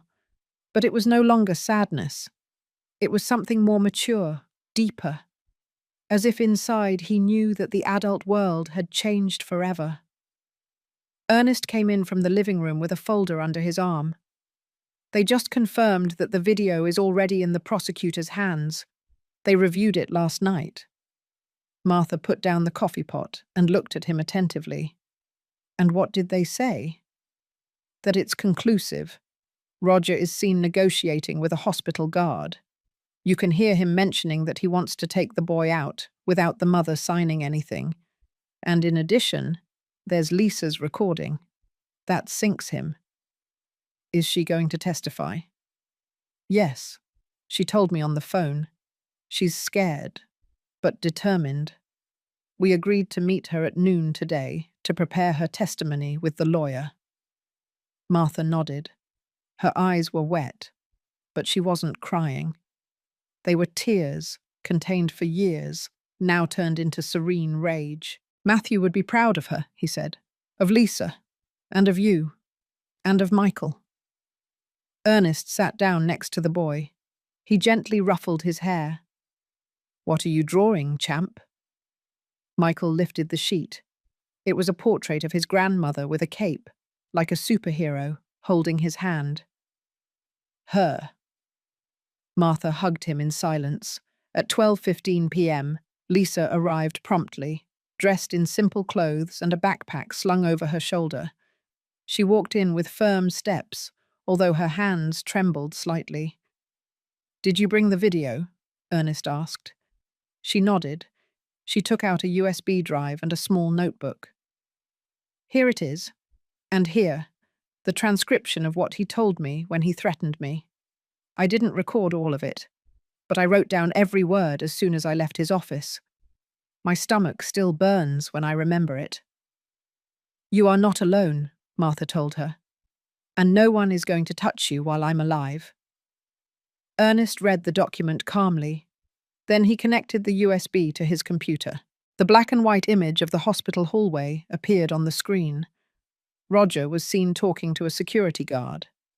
There was no sound, but the gestures, the movements, and the way Roger handed over an envelope were clear. Then, another fragment, the audio recorded by Lisa with her cell phone, hidden in her scrubs. "If you say anything, I assure you that you will regret it. That old woman has no business being here. That child cannot grow up with trash." "He said that," Lisa clarified, her eyes full of rage. "He spoke to me like that, as if I were his servant, as if the hospital were his property." Ernest closed the computer carefully. "This is enough to move forward with the criminal complaint." "And what happens now?" Martha asked. "Tomorrow morning we will go to give a statement, you, Lisa, and I. The prosecutor is already aware. Roger has an order for questioning. If he doesn't turn himself in, he will officially become a wanted person. He can't run forever." Lisa took a deep breath. Then she lowered her voice. "I'm not doing this for revenge. I'm doing it because Michael deserves to grow up knowing the truth, and because his grandfather doesn't deserve to be erased like that." Martha approached her. She hugged her tightly. "Thank you, dear, for not being quiet, for not being afraid." Ernest observed the scene with moist eyes. Then he looked out the window. The sky was cloudy, but it wasn't threatening rain. It was a thick grey, as if something was brewing up there. Suddenly, his cell phone vibrated. It was a message from the lawyer. He read it in a low voice. Then he turned to Martha. "They found him." "Who?" "Roger, in New Jersey. He had rented a room under another name, but someone recognized him from the photo circulating online." "And did they arrest him?" "Not yet. But there is an active warrant. They are going to intercept him tonight." Martha closed her eyes for a moment. "Then it won't be long now." "No," Ernest said. "The most important thing is missing. That he faces what he did, and that you can look Michael in the eyes and tell him that his history was not trampled." Lisa said goodbye with a silent hug. She knew her role hadn't ended, but the hardest part was already done, speaking out. That night, Martha lit a candle in front of the St. Jude statue. She placed Matthew's photo and the incomplete letter next to it. Then she sat with Michael in the living room, and they began to read a children's book together. "Do you know why your name is Michael?" she asked him. "No." "Because your grandfather said he wanted a warrior's name." The boy smiled. "And do you think I'm a warrior?" "I think you are the heart of this family." And as she read in a low voice, the phone rang in the dining room. Ernest answered. He listened without saying anything. He hung up. He approached Martha. "They have him." And although she didn't respond with words, her eyes filled with contained tears, because she knew that moment was just the beginning of the real judgment, the one made with truth, with memory, and with dignity. It was noon in the Washington Heights neighborhood, a place with narrow streets, clotheslines on the roofs, and the smell of freshly made tortillas. In the corner stationery store, the television hung above the door broadcast local news. No one paid too much attention until a familiar face appeared on the screen. Roger Esposito, a real estate businessman in New York, was arrested this morning in New Jersey following an arrest warrant issued by the state attorney's office. He is accused of forgery of documents, attempted illegal kidnapping of a minor, and financial fraud. Silence fell over the shop. "Isn't that Jennifer's husband?" murmured a woman in a floral dress and apron. "The one who yelled at the old lady in church," replied another, frowning. "I knew that man couldn't be trusted." The news spread like wildfire through neighborhood chats, WhatsApp groups, town squares, and markets. The same video that Lisa had delivered, the one where Roger tried to take Michael out of the hospital, was already circulating everywhere. With it came comments, insults, indignation, but also something no one expected: respect for Martha. That woman who had been humiliated in front of everyone was now recognized as what she always was, the grandmother who never gave up. At Michael's school, the teachers commented in low voices. "Did you see the news? That lady, everything she had to endure. And even so, she never responded with yelling, only with dignity. The boy is different since he sees her, calmer, firmer."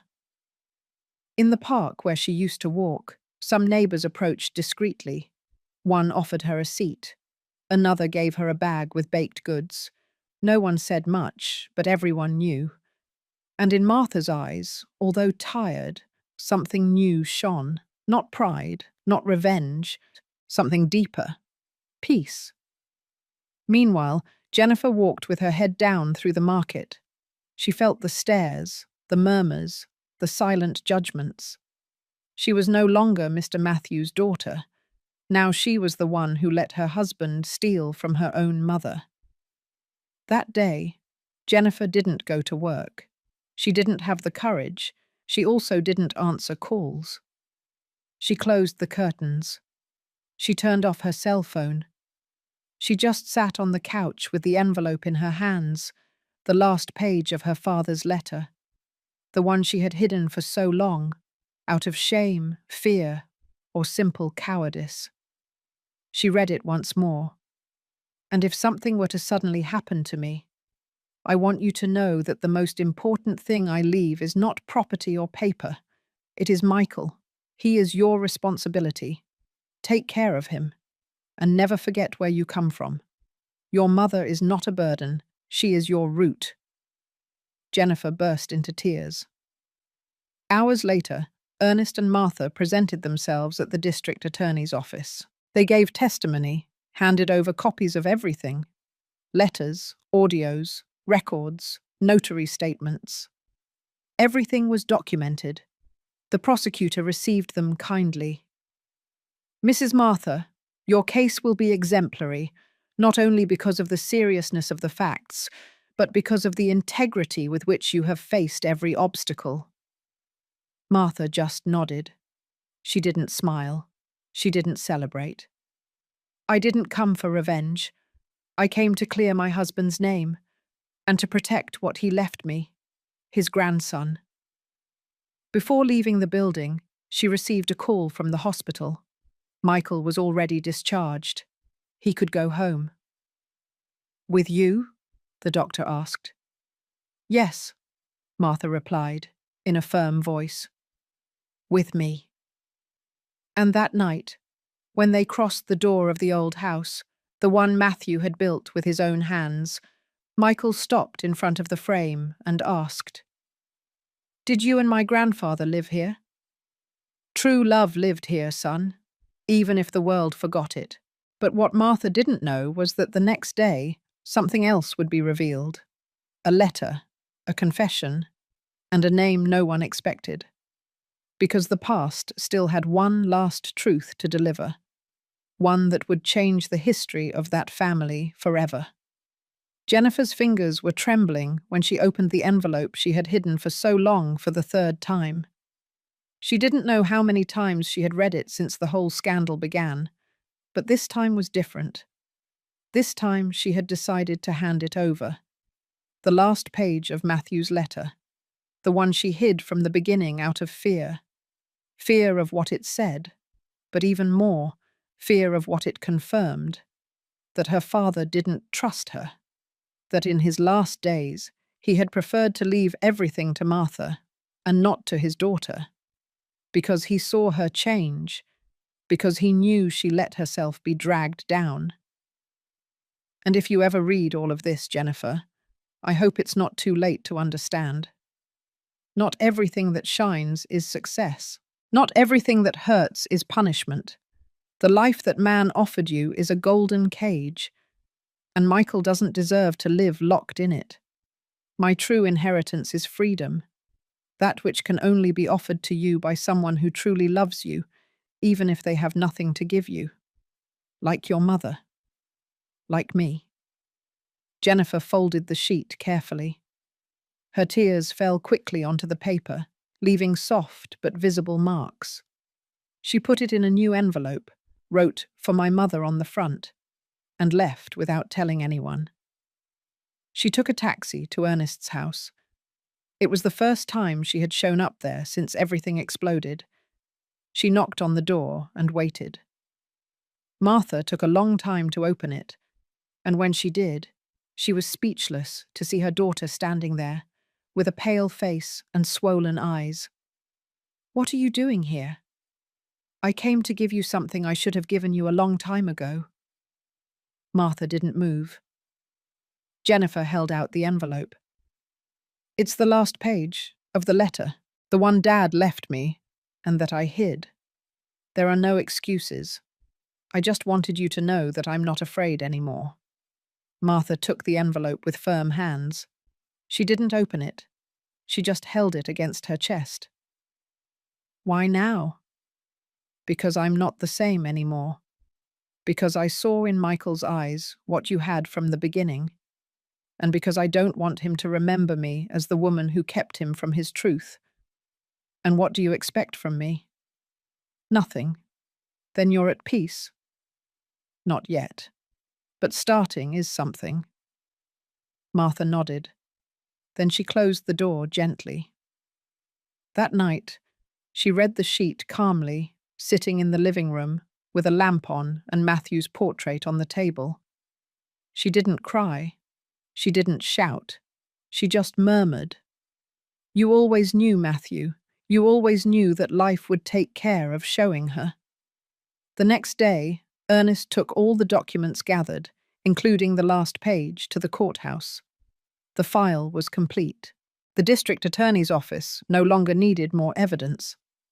All that remained was to wait for the final hearing, where Martha would testify as the main affected party, and where the judge would deliver the definitive ruling on the property, the will, and Roger's crimes. But not everything ended there. A week later, while Michael was playing in the yard of his new house with a ball, an envelope without a return address slid under the door. Martha opened it carefully. Inside, there was a copy of a check issued from a bank account in Matthew's name.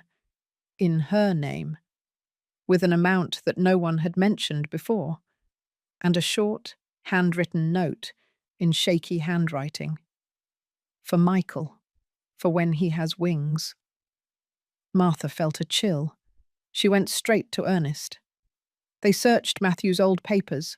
They found the original deposit receipt. Matthew had opened that account 20 years ago. It had remained untouched. It was used to save the little he could put aside with each paycheck, each day of work under the sun. Matthew didn't leave a fortune, but what he left was untouchable. A clean legacy, honest, unalterable. Now Michael would have something more than a story to tell. He would have proof. He would have memory. He would have dignity backed up. That same afternoon, Martha sat with him in the living room.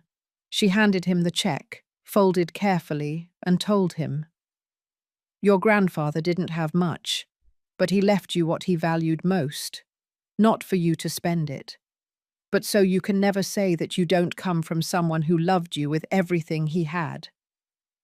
Michael took it with respect. He didn't yet understand the weight of that paper. But he did understand the tone of his grandmother's voice. And what neither of them knew was that someone else was about to knock on that door with unexpected news, a name from the past, and a message that was still dormant, waiting to be told. The sun was barely peeking over the rooftops when Ernest parked the car in front of an old legal office in the center of Queens. The sign read, Robert Cisneros, Notary Public, in slightly faded but still legible gold letters. It was one of those offices that retained the dignity of the years, with dark wooden furniture, the smell of old paper, and a calm that commanded respect. Martha accompanied him in silence, with the folder under her arm. That folder that now contained the last page of Matthew's letter, the original check found days earlier, the copies of the 2 contradictory deeds, and the testimonies provided by Lisa. Everything was ready. When the lawyer saw them enter, he stood up with a cordial gesture. "Please come in. I was expecting you." Ernest greeted him firmly. Martha did so with a thread of a voice. "Thank you for seeing us, attorney," she said. "It's the least I can do after what you told me on the phone, Mr. Ernest." Robert motioned to the seats across from his desk. "Did you bring the documentation?" Martha nodded. She placed the folder on the desk and opened it. The lawyer began to review sheet by sheet. As he progressed, his face became more serious. "This is serious," he murmured, stopping at the final page of the letter. "The signature is authentic. The language, the clarity of the dates, everything indicates that Matthew knew perfectly well what he was doing. This page is key." "Can it help strengthen the complaint?" Ernest asked. "Not only that, it can be the evidence that tips everything in your favor. It's clear here that Matthew not only distrusted Roger, but he clearly established his will. And that, in legal terms, weighs more than any falsified document." Martha looked down.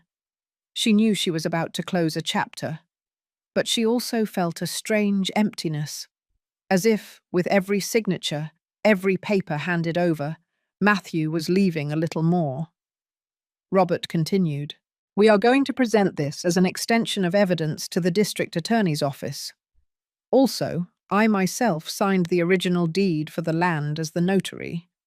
I can declare that there is no record or evidence of a subsequent valid transfer." "And the false deed?" Martha asked.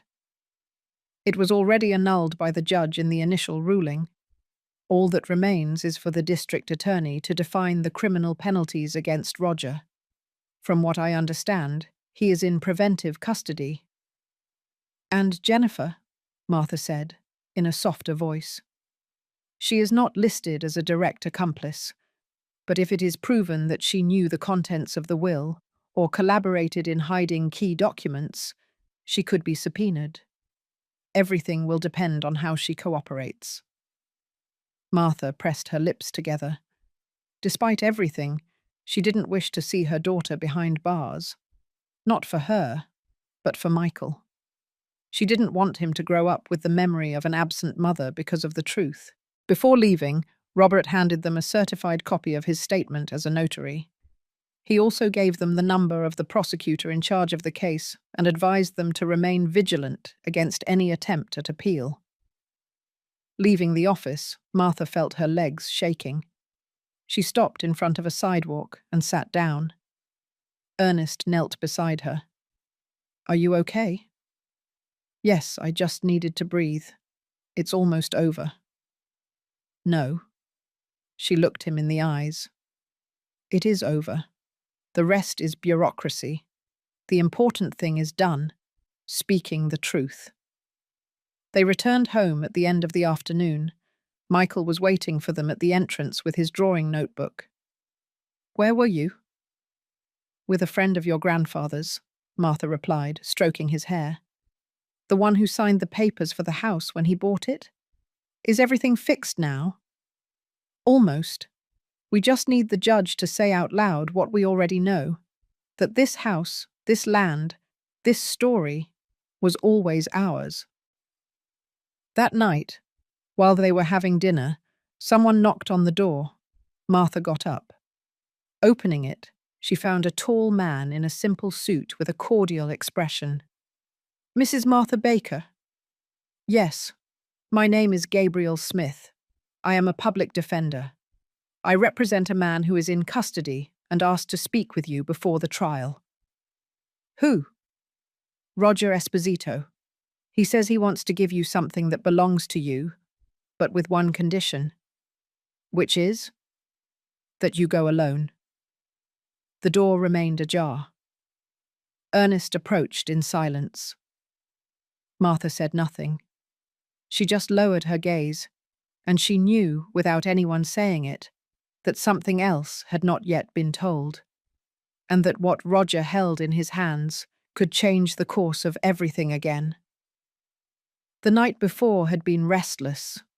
Martha couldn't sleep since the public defender knocked on her door with the unexpected message. Roger wanted to talk to her, alone. He said he had something that belonged to her, and for some reason she couldn't explain, she sensed it wasn't a trap. Not this time. Michael was sleeping in his room, wrapped in his blue blanket, with a small drawing in his hand that he had made that afternoon. His grandmother sitting on a bench, with the boy asleep on her lap. He had titled it, "How I Got Better." Ernest, who usually didn't interfere in decisions he considered intimate, asked when he saw her so thoughtful. "Are you going to go?" Martha nodded, without taking her eyes off the candle burning in front of Matthew's portrait. "Yes, I don't know what he wants, but I need to close this chapter with my own eyes. It's not enough for me to know that he's arrested. I want to hear from his mouth why he did it. What drove him to this?" "You don't need to give anyone an explanation," Ernest said. "He doesn't deserve it. I'm not doing it for him. I'm doing it for me and for Michael." That morning, Martha left early for the Manhattan Detention Complex, accompanied only by attorney Gabriel Smith, who guided her through the access procedures as if he had done it 1,000 times. The visiting room was almost empty. 3 tables occupied. An officer in the corner and discreet cameras on the ceilings. When Roger entered, she barely recognized him. His face was drawn, his hair overgrown and unkempt, his gaze grey. He was no longer the arrogant man who had scorned her in the church, nor the one who tried to rip her grandson away. He looked more like a man defeated by himself. He sat across from her without touching the table. He lowered his gaze and waited a few seconds before speaking. "Thank you for coming." "I didn't come out of courtesy," she replied firmly. "I came because you said you had something that belongs to me." Roger nodded.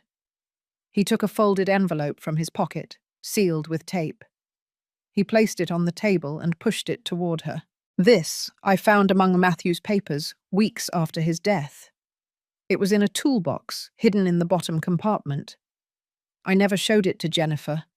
I thought it was worthless, until I saw your face at the church." Martha opened the envelope cautiously. Inside was a yellowish sheet, written in a firm hand.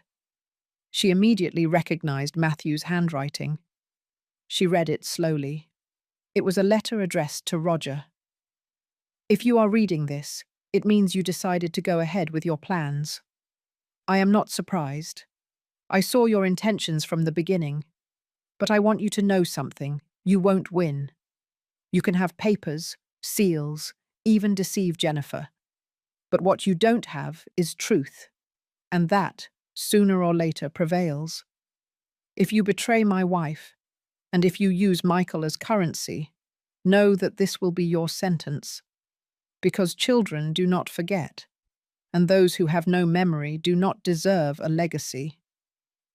Martha felt her throat close up. "Why are you giving it to me now?" "Because I have nowhere left to run. Because Michael looked at me, and I understood that that boy will never remember me with respect. And you will. You will accompany him. You will tell him who his grandfather was. I just want him not to hate me. That one day if he asks about me, you tell him I was a coward, but that in the end, I tried to make amends. That is not for me to decide, Martha said. That will be up to him, and for him to hear it, I first have to teach him to forgive without justifying, as Matthew did, as I had to do. Roger lowered his head. I have nothing left, but if I can do anything else, anything at all, tell me. Martha looked at him one last time. Yes, you can stay here, watching from afar as someone else raises the son you tried to mold with fear. That will be enough. She got up without looking back. That same afternoon, Martha arrived home with the envelope in her hands. Ernest and Michael were in the yard, watering the plants. Is everything okay? Ernest asked. Yes, better than I expected. Michael ran toward her. Where were you? Fixing the past, so you have a clean future. And is it fixed now? Martha knelt down in front of him. Yes, son, it is. But as they spoke, a white van parked in front of the house. A man in a dark suit got out, with a briefcase in his hand. He knocked on the door decisively. Ernest was the one who opened it. Mr. Ernest Baker? Yes, I'm here on behalf of the National Bureau of Records. An old document has surfaced in the name of Matthew Baker, which could implicate a living relative no one has mentioned. What did you say? The man took out a sheet with an official letterhead. Matthew had a brother, and it seems that he is still alive. Ernest stood in the doorway, motionless, processing what he had just heard. In front of him, the official from the National Bureau of Records showed him an official document with stamps and signatures. The information was clear. Matthew Baker had been registered with the same parents as another child, Ernest Baker. A brother, the brother Ernest believed had died in childhood. Martha reached the entrance at that moment, with a glass of water for Michael in her hand. Seeing Ernest's face, she stopped. Is everything okay? Ernest didn't answer right away. He just held out the sheet to her. Martha read it slowly. Her breath hitched when she reached the end. Does this mean what? Yes, Ernest murmured, his eyes moist. Matthew was my brother. Michael, who approached curiously, seeing the adults gathered, asked innocently, Did my grandpa have a brother? Yes, son, Martha said, kneeling down to his level. And that brother lives here with us. Michael opened his eyes in surprise. He looked at Ernest and said, Then you're my family too. Ernest smiled, his eyes full of tears. Always, champ. We just didn't know it. The official explained that upon reviewing the files for Matthew's case, they found a genetic match from old tests used by the social services decades ago. As part of a process of digitizing old records, they managed to link registrations that were previously dispersed due to archival errors. One of those cases was that of two brothers separated during a fire at the Queen's Orphanage in 1964. It was a miracle that the Baker last name wasn't lost in the database, the official explained, and even more so that both were alive for so long without knowing it. After signing the validation documents, the man respectfully said goodbye. It is now official. Matthew and Ernest were brothers. Legally, you are his only living, direct blood relative, Mr. Ernest. Martha felt a knot in her chest. For an instant, she felt guilty for not having discovered it earlier, but she also understood that everything had happened when it was meant to happen. That same afternoon, Ernest locked himself in his room. He took out the wooden box where he kept childhood memories. Black and white photographs, a St. Martin de Porres prayer card, and a folded letter he had never had the courage to read. It was the last one Matthew wrote to him before being separated from the orphanage, according to the social worker at the time. The letter said, If life ever brings me back to you, I will hug you without saying anything, because so much time will have passed that there will be no need to explain anything. That night, Ernest approached Martha while she was watering the plants in the yard.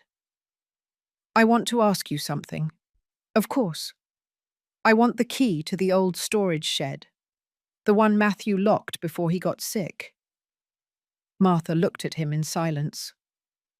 I haven't opened it since he died. I never had the strength. I think it's time. The next morning, they walked to the back of the property. There was the rusted metal shed, with a thick padlock that had hung unopened for years. Martha reached into the bottom of the toolbox and pulled out a key wrapped in an old napkin. Ready? Ernest asked. Ready. They opened the door. The inside smelled of old wood, oil, and earth. There were tools, empty cans, and boxes covered with blankets. Ernest knelt down in front of one of them. Removing the blanket, he found a smaller box, closed with metal clasps. Inside was a spiral notebook, an old knife, a photograph of Matthew with Michael in his arms, and a savings passbook with Ernest's name as the beneficiary. Martha approached and saw the annotation on the first page of the notebook. If I can't tell you in life, at least know this. I never stopped looking for you. Ernest closed his eyes and was silent for a long time. Then he hugged Martha without saying a word. In the background, Michael watched the scene from the doorway, not understanding everything, but knowing that something important had happened. Something that closed one chapter and opened another. But just when they thought nothing else could surprise them, the house phone rang. Martha answered. It was the prosecutor. Mrs. Martha, a request for testimony has just arrived, from someone who says they have information about Matthew's death. Who? A former construction worker. He says he worked with him until his last day, and that his death was not what you think. Martha hung up the phone without making a sound. The prosecutor's voice still echoed in her chest. A witness had appeared, someone who claimed that Matthew's death was not just a heart attack, as everyone believed. Someone who had worked with him until the last day. A construction worker, a man named Julian. And according to the prosecutor, that man not only remembered details, but was willing to speak. Ernest, she called from the hallway doorway. We have to go to the district attorney's office first thing tomorrow morning. Something important has come up. Ernest came down from the second floor with a pale face, as if something inside him already knew that the peace wasn't going to last long. What happened? There's a witness. Someone who says Matthew's death was not natural, that it was not what we all believe. Ernest clenched his jaw. Are you saying someone killed him? I don't know, but something is not right. That night, Martha could barely sleep. In her head, again and again, she went over the day she found Matthew on the back patio floor, next to the tools. She told herself it had been his heart, that it was fatigue, age, stress. But now, all of that was crumbling. The next morning, both arrived at the district attorney's offices downtown. The prosecutor was waiting for them there, along with a man with a weathered face, thick hands, and sun-beaten skin. He had the body of someone who worked decades on scaffolding and the gaze of someone who kept more than he should have. Are you Julian Sanchez? Martha asked. Yes, ma'am. I worked with Mr. Matthew for the last 3 years, and I was with him that day. Martha's heart was beating so hard she felt like her voice wouldn't come out. What did you see? Julian rubbed his hands, uncomfortable. That day, Mr. Matthew and I went to check a piece of land he planned to build on. But first we stopped by the house. His son-in-law was there. He didn't come in to say hello. He just approached the car and spoke to him quietly. I didn't hear everything, but I saw how Mr. Matthew turned pale. He told him, I'm not giving you anything. And he got angry. Roger? Yes, Ma'am. Then we went to the land. Matthew was very agitated. His blood pressure dropped. I offered to take him to the doctor, but he told me no, that he wanted to leave some things in the shed first. Back at the house, he went in alone. He asked me to wait in the car. And then I heard a thud. I ran.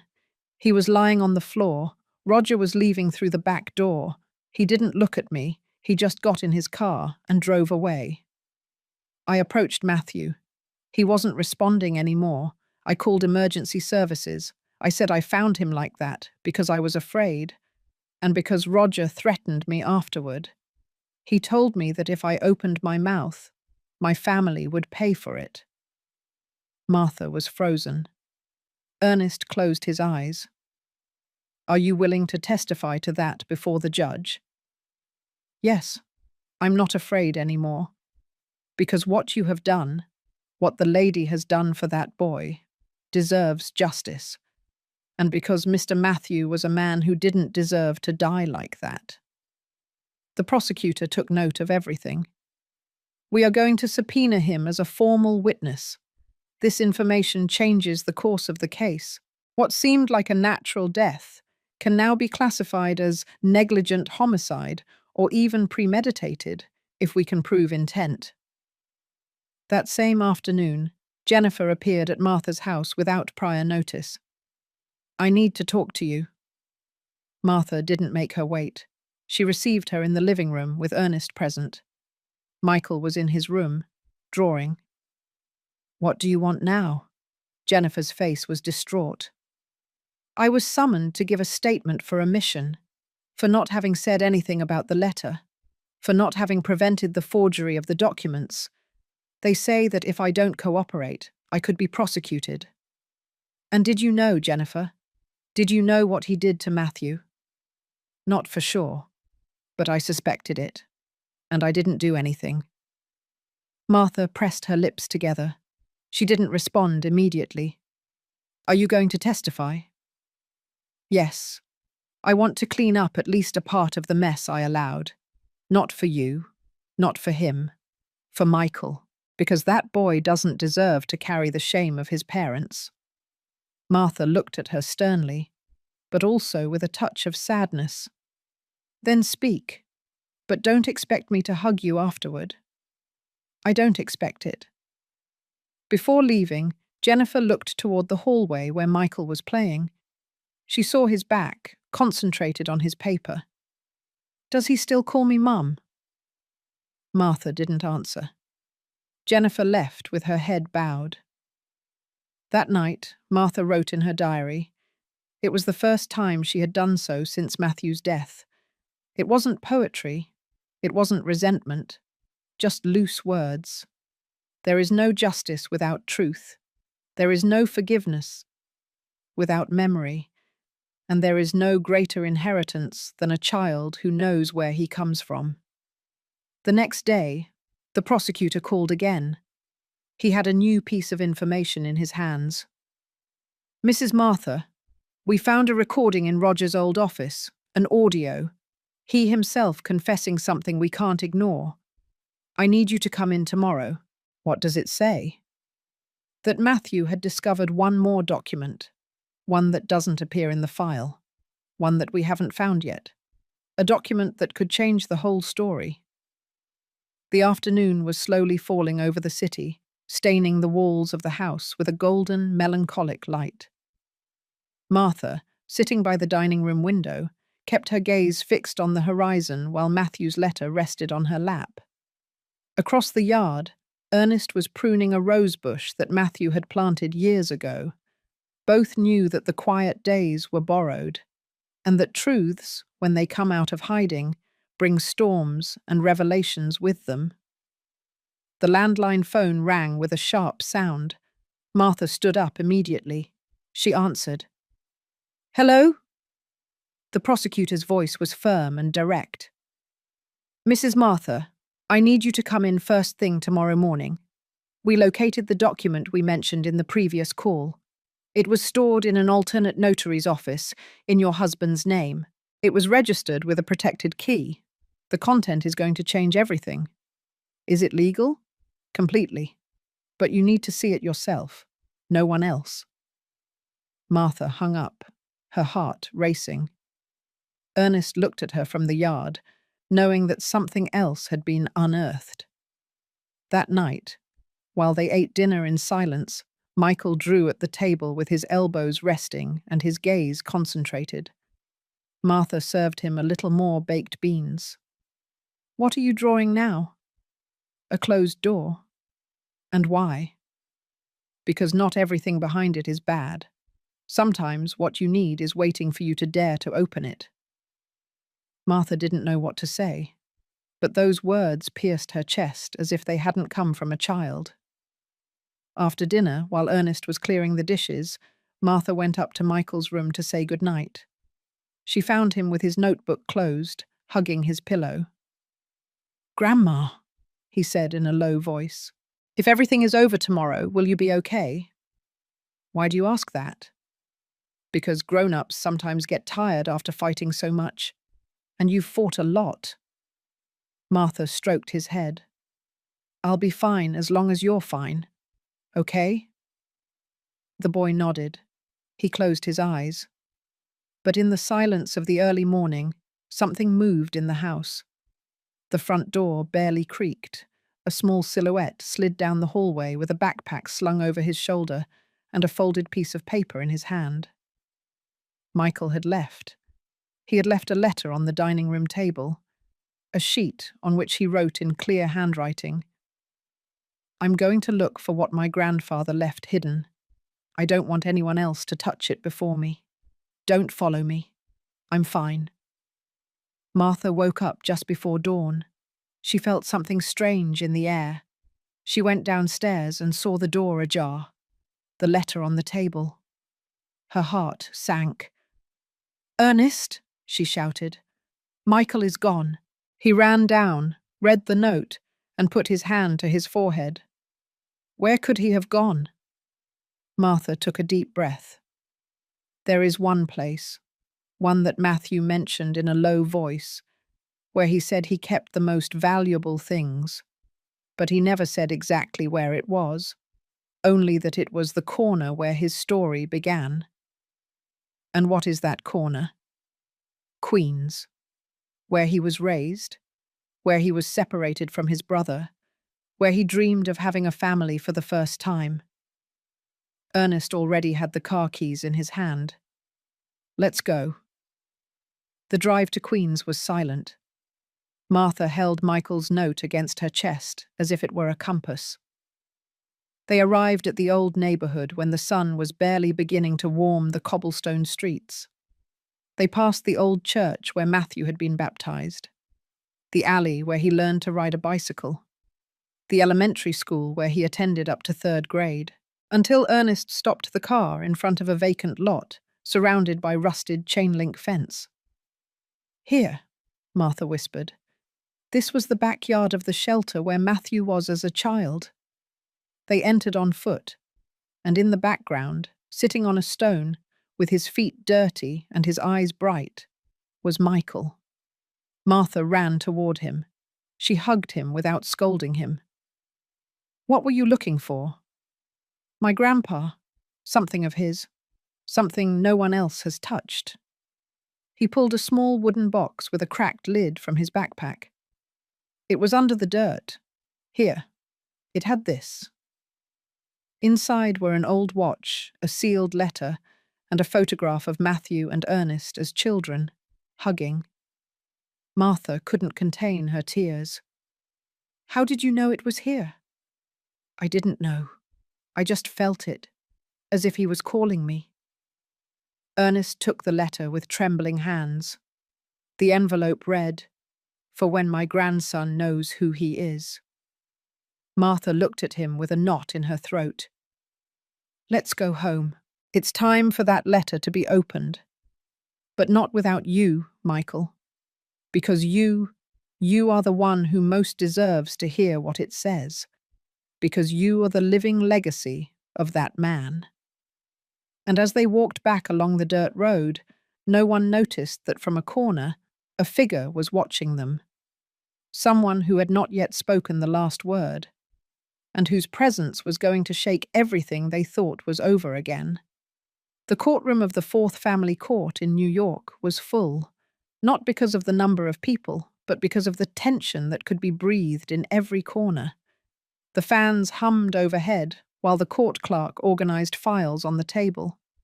Martha sat on the wooden bench next to Ernest, her hands clasped and her face serene.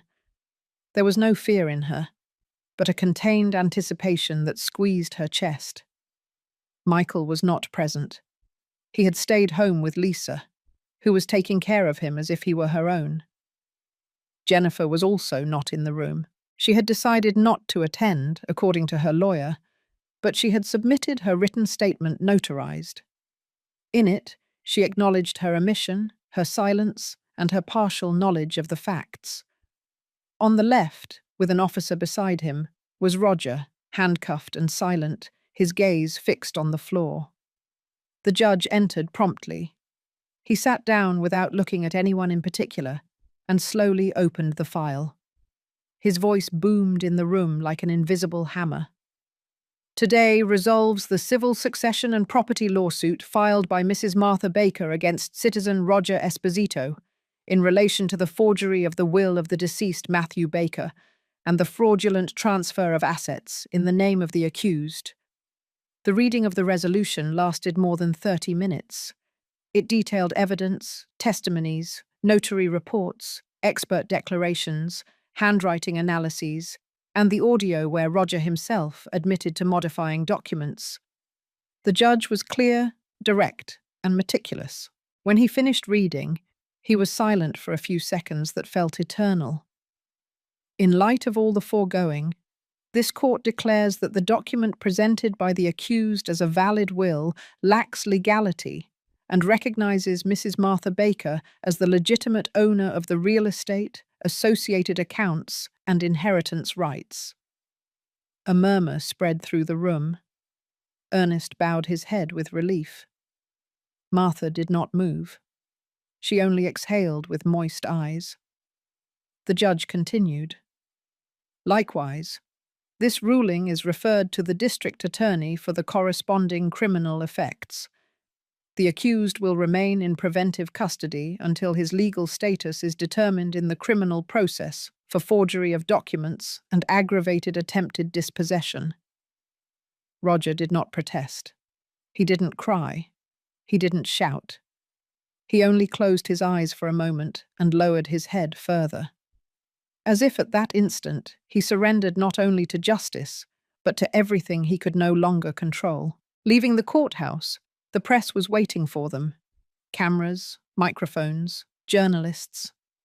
Everyone wanted a statement from the grandmother who defeated the scammer son-in-law. Martha did not speak. She only said one brief sentence, looking up at the sky. An inheritance is not won, it is honored. That night, back home, Michael greeted them with a nervous smile. Did we win? Martha hugged him tightly. Yes, my boy, we won. But it wasn't because of the judge. It was because of the truth. And now? Now it's your turn to keep writing this story. You are the most valuable thing your grandfather left. Never forget that. Michael sat in his favorite corner of the yard. He opened his notebook and began to draw a house, one very similar to his, with a woman in the entrance, with a shawl and a firm gaze, and a boy smiling next to her. But just before dinner, someone knocked on the door. It was a messenger. He brought a sealed envelope with a letterhead Martha hadn't seen before. It came from a Queen's private archive, reserved for lost wills or documents without a recipient for more than a decade. Inside, a single sheet, and a name written by hand in blue ink, Supplementary Will of Matthew Baker. And at the end of that sheet, one more line. This document should only be opened in the presence of Michael Baker, the day he asks for his complete history. The images of the court hearing were repeated on the news and social media, But Martha did not turn on the television.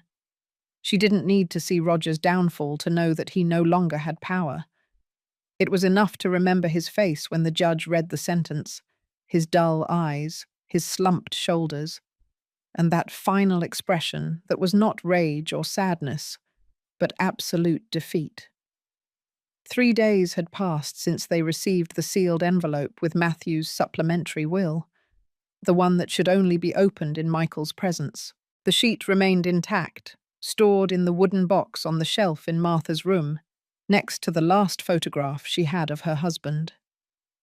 That day dawned with cloudy skies, as if the weather also sensed that something definitive was about to happen. Martha and Ernest were summoned by the district attorney's office to be formally notified of the criminal resolution against Roger. Upon arrival, the atmosphere was different. There was no press. There were no spectators. Only the necessary people and the weight of what had happened. The prosecutor received them in private. "It's official," he said, without mincing words. "Mr. Roger Esposito has been sentenced to 7 years in prison for forgery of official documents, aggravated attempted dispossession, and illicit use of notary functions. The evidence provided was irrefutable. The handwriting analysis, the hospital videos, the testimonies, everything matches." "And will he appeal?" Ernest asked. "His defense tried, but they lack arguments. Furthermore, the confession recorded by Lisa voids everything. The prosecutor's office didn't even have to pressure him. He himself admitted the fraud." Martha lowered her gaze. She didn't celebrate. She didn't regret it. She just sighed. "And what happens now with Jennifer?"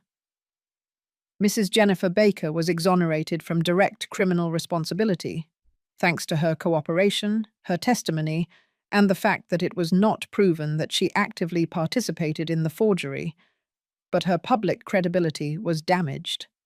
It will be up to her to rebuild or not." Martha nodded without further comment. Leaving the building, the sky opened and the rain suddenly poured down, heavy, without warning. Ernest ran to cover Martha with his jacket, but she stopped in the middle of the street, closed her eyes, and let the water soak her. "This is also justice," she said, as if to herself. "Let the earth cleanse itself. Let the air carry away the resentment." That afternoon, back home, Michael was waiting for them with a question in his eyes. "Is it over now?" Martha hugged him tightly. "What needed to end has ended. But now comes the most important thing." "What?" Martha took the box with the supplementary will. She handed it to Michael. "Your grandfather wrote this, just for you. He said it should be opened when you wanted to know the whole story." Michael looked at her seriously. Then he nodded. He opened the box. He took out the envelope with his small but firm hands. He carefully broke the seal. Inside, a folded sheet. He unfolded it and began to read aloud, in a clear voice, while Martha and Ernest listened without interrupting. "Michael, if you are reading this, it is because time did its job, because your grandmother was stronger than I could be, because they did not allow my voice to be completely extinguished. This is not a legal will. It is an emotional legacy. In this letter, I do not leave you property or objects. I leave you my history, because I want you to know where you come from, because when you know who you were, you will know who you can become."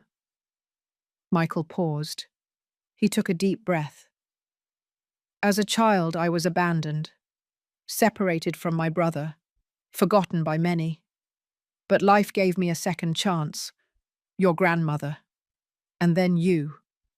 You were the first person to call me Grandpa with eyes full of light. Since that day, I knew that everything I built was worth it." Martha covered her mouth. Ernest clenched his teeth. "And if someone ever tries to tell you that you are less, that you are worthless, that you are undeserving, Remind them that you come from a woman who resisted without breaking, and from a man who, although he lost a lot, never stopped loving. Michael finished reading. The sheet trembled between his fingers. Martha hugged him with her eyes closed, while Ernest wrapped his arms around both of them. But just when everything seemed peaceful, someone knocked on the door. It was Jennifer. Her face was clean, without makeup, her hair pulled back, and a letter in her hand.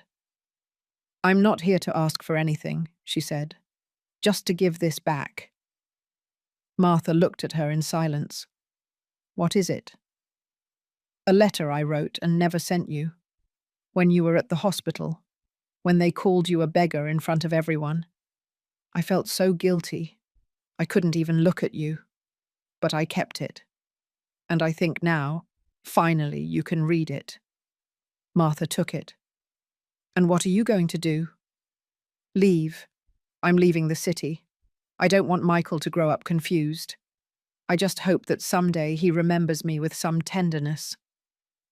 And before leaving, Jennifer knelt down in front of her son. "I'm sorry, Michael, for what I allowed, for what I didn't defend, for what I made you feel." Michael didn't respond. He just watched her walk away from the door. Martha, with Jennifer's letter in her hand, closed the door calmly, but she didn't open it right away, because before reading what her daughter had written in silence, she still had to write the last chapter of her own story. One that was not about the past, but about the future that was about to begin. Martha had Jennifer's letter in her hands, but she didn't open it. It had been kept in the bottom of a drawer for 2 days, as if the simple act of reading it could reopen a wound that was just beginning to heal. She didn't feel hatred nor tenderness. What stopped her was something more complex, a mixture of fatigue and memory, because there were words that, although well-intentioned, arrived when they were no longer needed. That morning, Michael went to school with Ernest. Martha took advantage of the silence in the house to sit in the kitchen with the letter in front of her. She opened the window. She let the wind come in.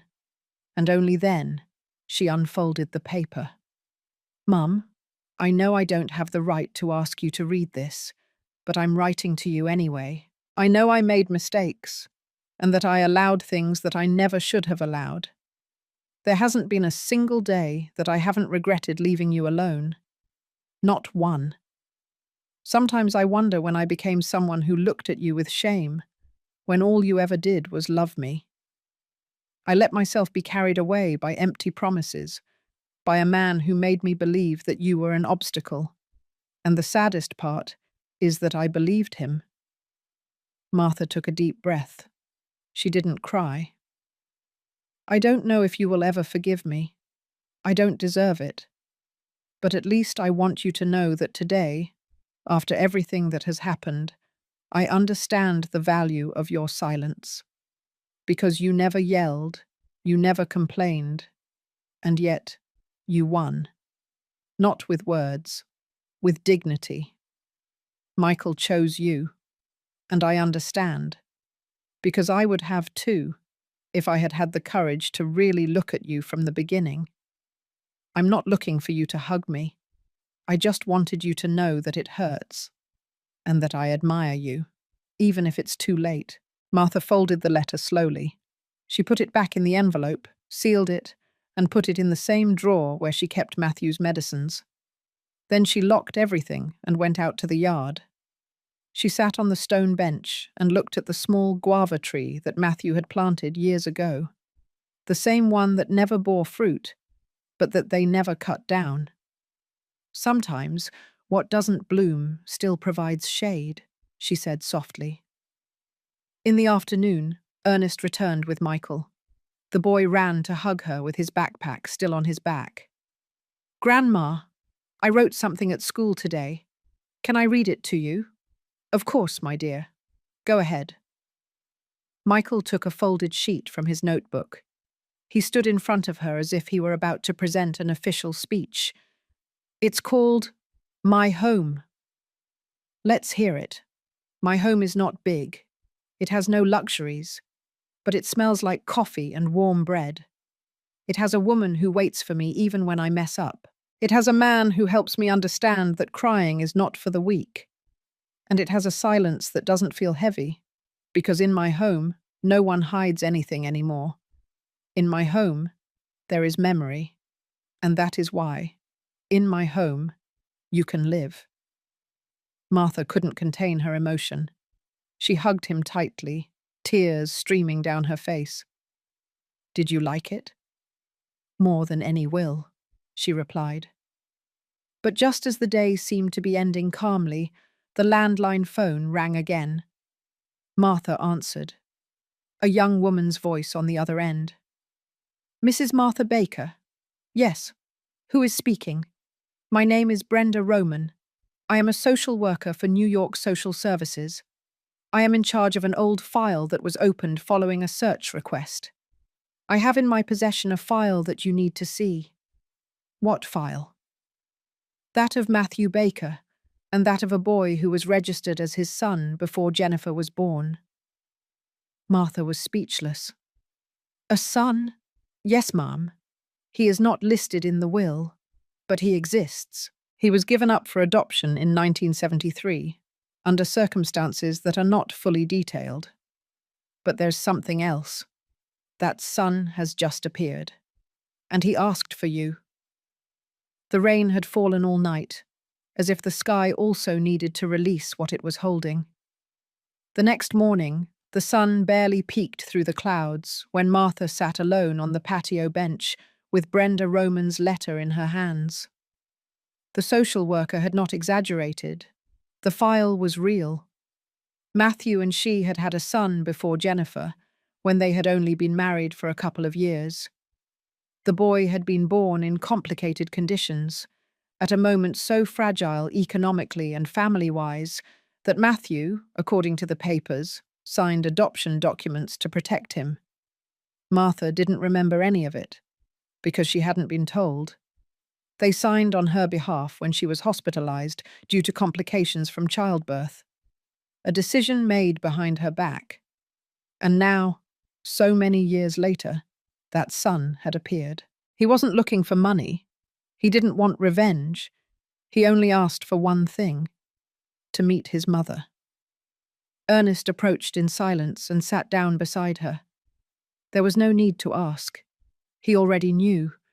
He had heard her cry in the kitchen during the night and read the entire file out loud, again and again, as if that would bring back the memory that had been stolen from her. "Where is he?" Ernest asked. "In a temporary shelter with social services. He was raised in several homes. He never knew his real name until a year ago. He started searching, and when he saw my name in the news because of the trial, he knew it was me." "And what are you going to do?" Martha looked at him with a mixture of fear and determination. "I'm going to meet him." The social worker arranged a private meeting for them. It was in a simple office with green curtains and cream-colored walls. Michael wanted to go with her. Martha hesitated, but in the end, she allowed him to come. She knew Michael was growing up, and he deserved to see how real wounds were closed. He stayed outside the room. Martha entered. The man was a little over 40 years old. Black hair, a face marked by life, a serene gaze. Seeing her, he stood up.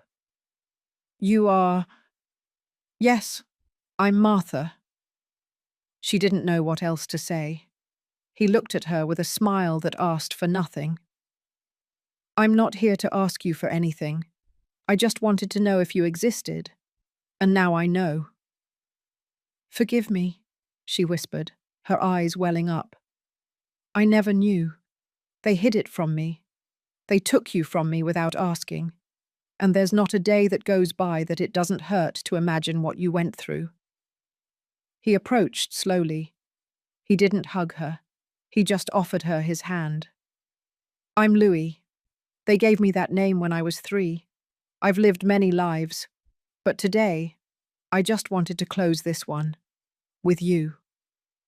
They talked for more than an hour. Louis told her his story, his childhood in other people's homes, his youth full of work and silence. He never hated. He just kept asking questions. Martha told him about Matthew, about Michael, about how little was left, but how much could still be born. Leaving, Michael was waiting for them with a notebook on his lap. He was drawing the tree in the yard. Louis knelt down next to him. "Are you Michael?" "Yes, I am your uncle." Michael looked at him, tilted his head, and smiled. "Then I can draw you too." That night, back home, Martha sat with Ernest in the kitchen. "I never imagined I would have to learn to be a mother again at my age." "You won't do it alone." She took the key to the old cupboard, where Matthew kept important papers. She took out a new blank sheet. "I'm going to write a will, but not of assets, of truths. For whom? For Michael, for Louis, for whoever comes after, so that no one ever has to guess who their family was again." Michael peeked through the doorway with his notebook open. "Grandma, can I read you what I wrote today?" "Of course." Michael read. "A family is not who sees you born. It is who looks for you. It is who waits for you, even when you don't know anyone is waiting for you. And it is who, when you arrive, says, 'Welcome, you are already part of who we are.'" Martha hugged him. But before going to sleep, she received one more call. It was Lisa. "Mrs. Martha, I was invited to speak at a human rights convention. They want me to tell your story. Yours, Michael's, Matthew's." Martha looked at her grandson sleeping. "Then tell them to prepare a space." "For what?" "For the finale. Because something is still missing, and I want everyone to hear it." The sun beat down fiercely on the streets of rural Pennsylvania that noon, but inside the newly inaugurated small community clinic, the atmosphere was serene, almost sacred. The walls, painted white with sky-blue accents, reflected a simple peace. On the sign at the entrance, carved in rustic wood, the name was clearly readable: Martha's Community Clinic. Michael, barely 27 years old, dressed in his white coat, held an envelope in his hand while waiting for the room to fill completely. Beside him was Martha, now advanced in years, but with the same composure that led her through a lifetime of humiliations, losses, and silence without giving up. Ernest, now with completely white hair, occupied the front row. Lisa, the nurse who changed the course of history, held a bouquet of sunflowers. The inauguration was not just a medical event, it was an act of remembrance, an intimate ceremony named for justice. Michael took the microphone calmly. He took a deep breath and looked at his grandmother. "This clinic is named after you, Grandma, not because you are a symbolic figure, but because here, every room was designed with the story you taught me. A story that was not written in books, but with silences, with resilience, and with tenderness." The audience was silent. Michael continued. "Today we open this place for those who, like you, were once rejected for not having nice clothes, or degrees, or important last names. This space is for people who carry a whole life on their shoulders, and who only need someone to look at them with respect." He opened the envelope he was holding. It was a framed copy of the first drawing he had made of his grandmother as a child, her sitting on the church bench, with the shawl around her neck, her face tired and her heart whole. He showed it to everyone. "This drawing saved me, because even though they tore it up, even though they tried to hide it, it remained alive, like my grandmother." Applause erupted. Martha did not cry. She only placed her hand over her chest. What she felt was not pride. It was rest. After the event, in the clinic's administrative office, Michael handed his grandmother a small box with a lock. I saved this for this day. It is my dad's legacy, and now it is yours too. Martha opened it.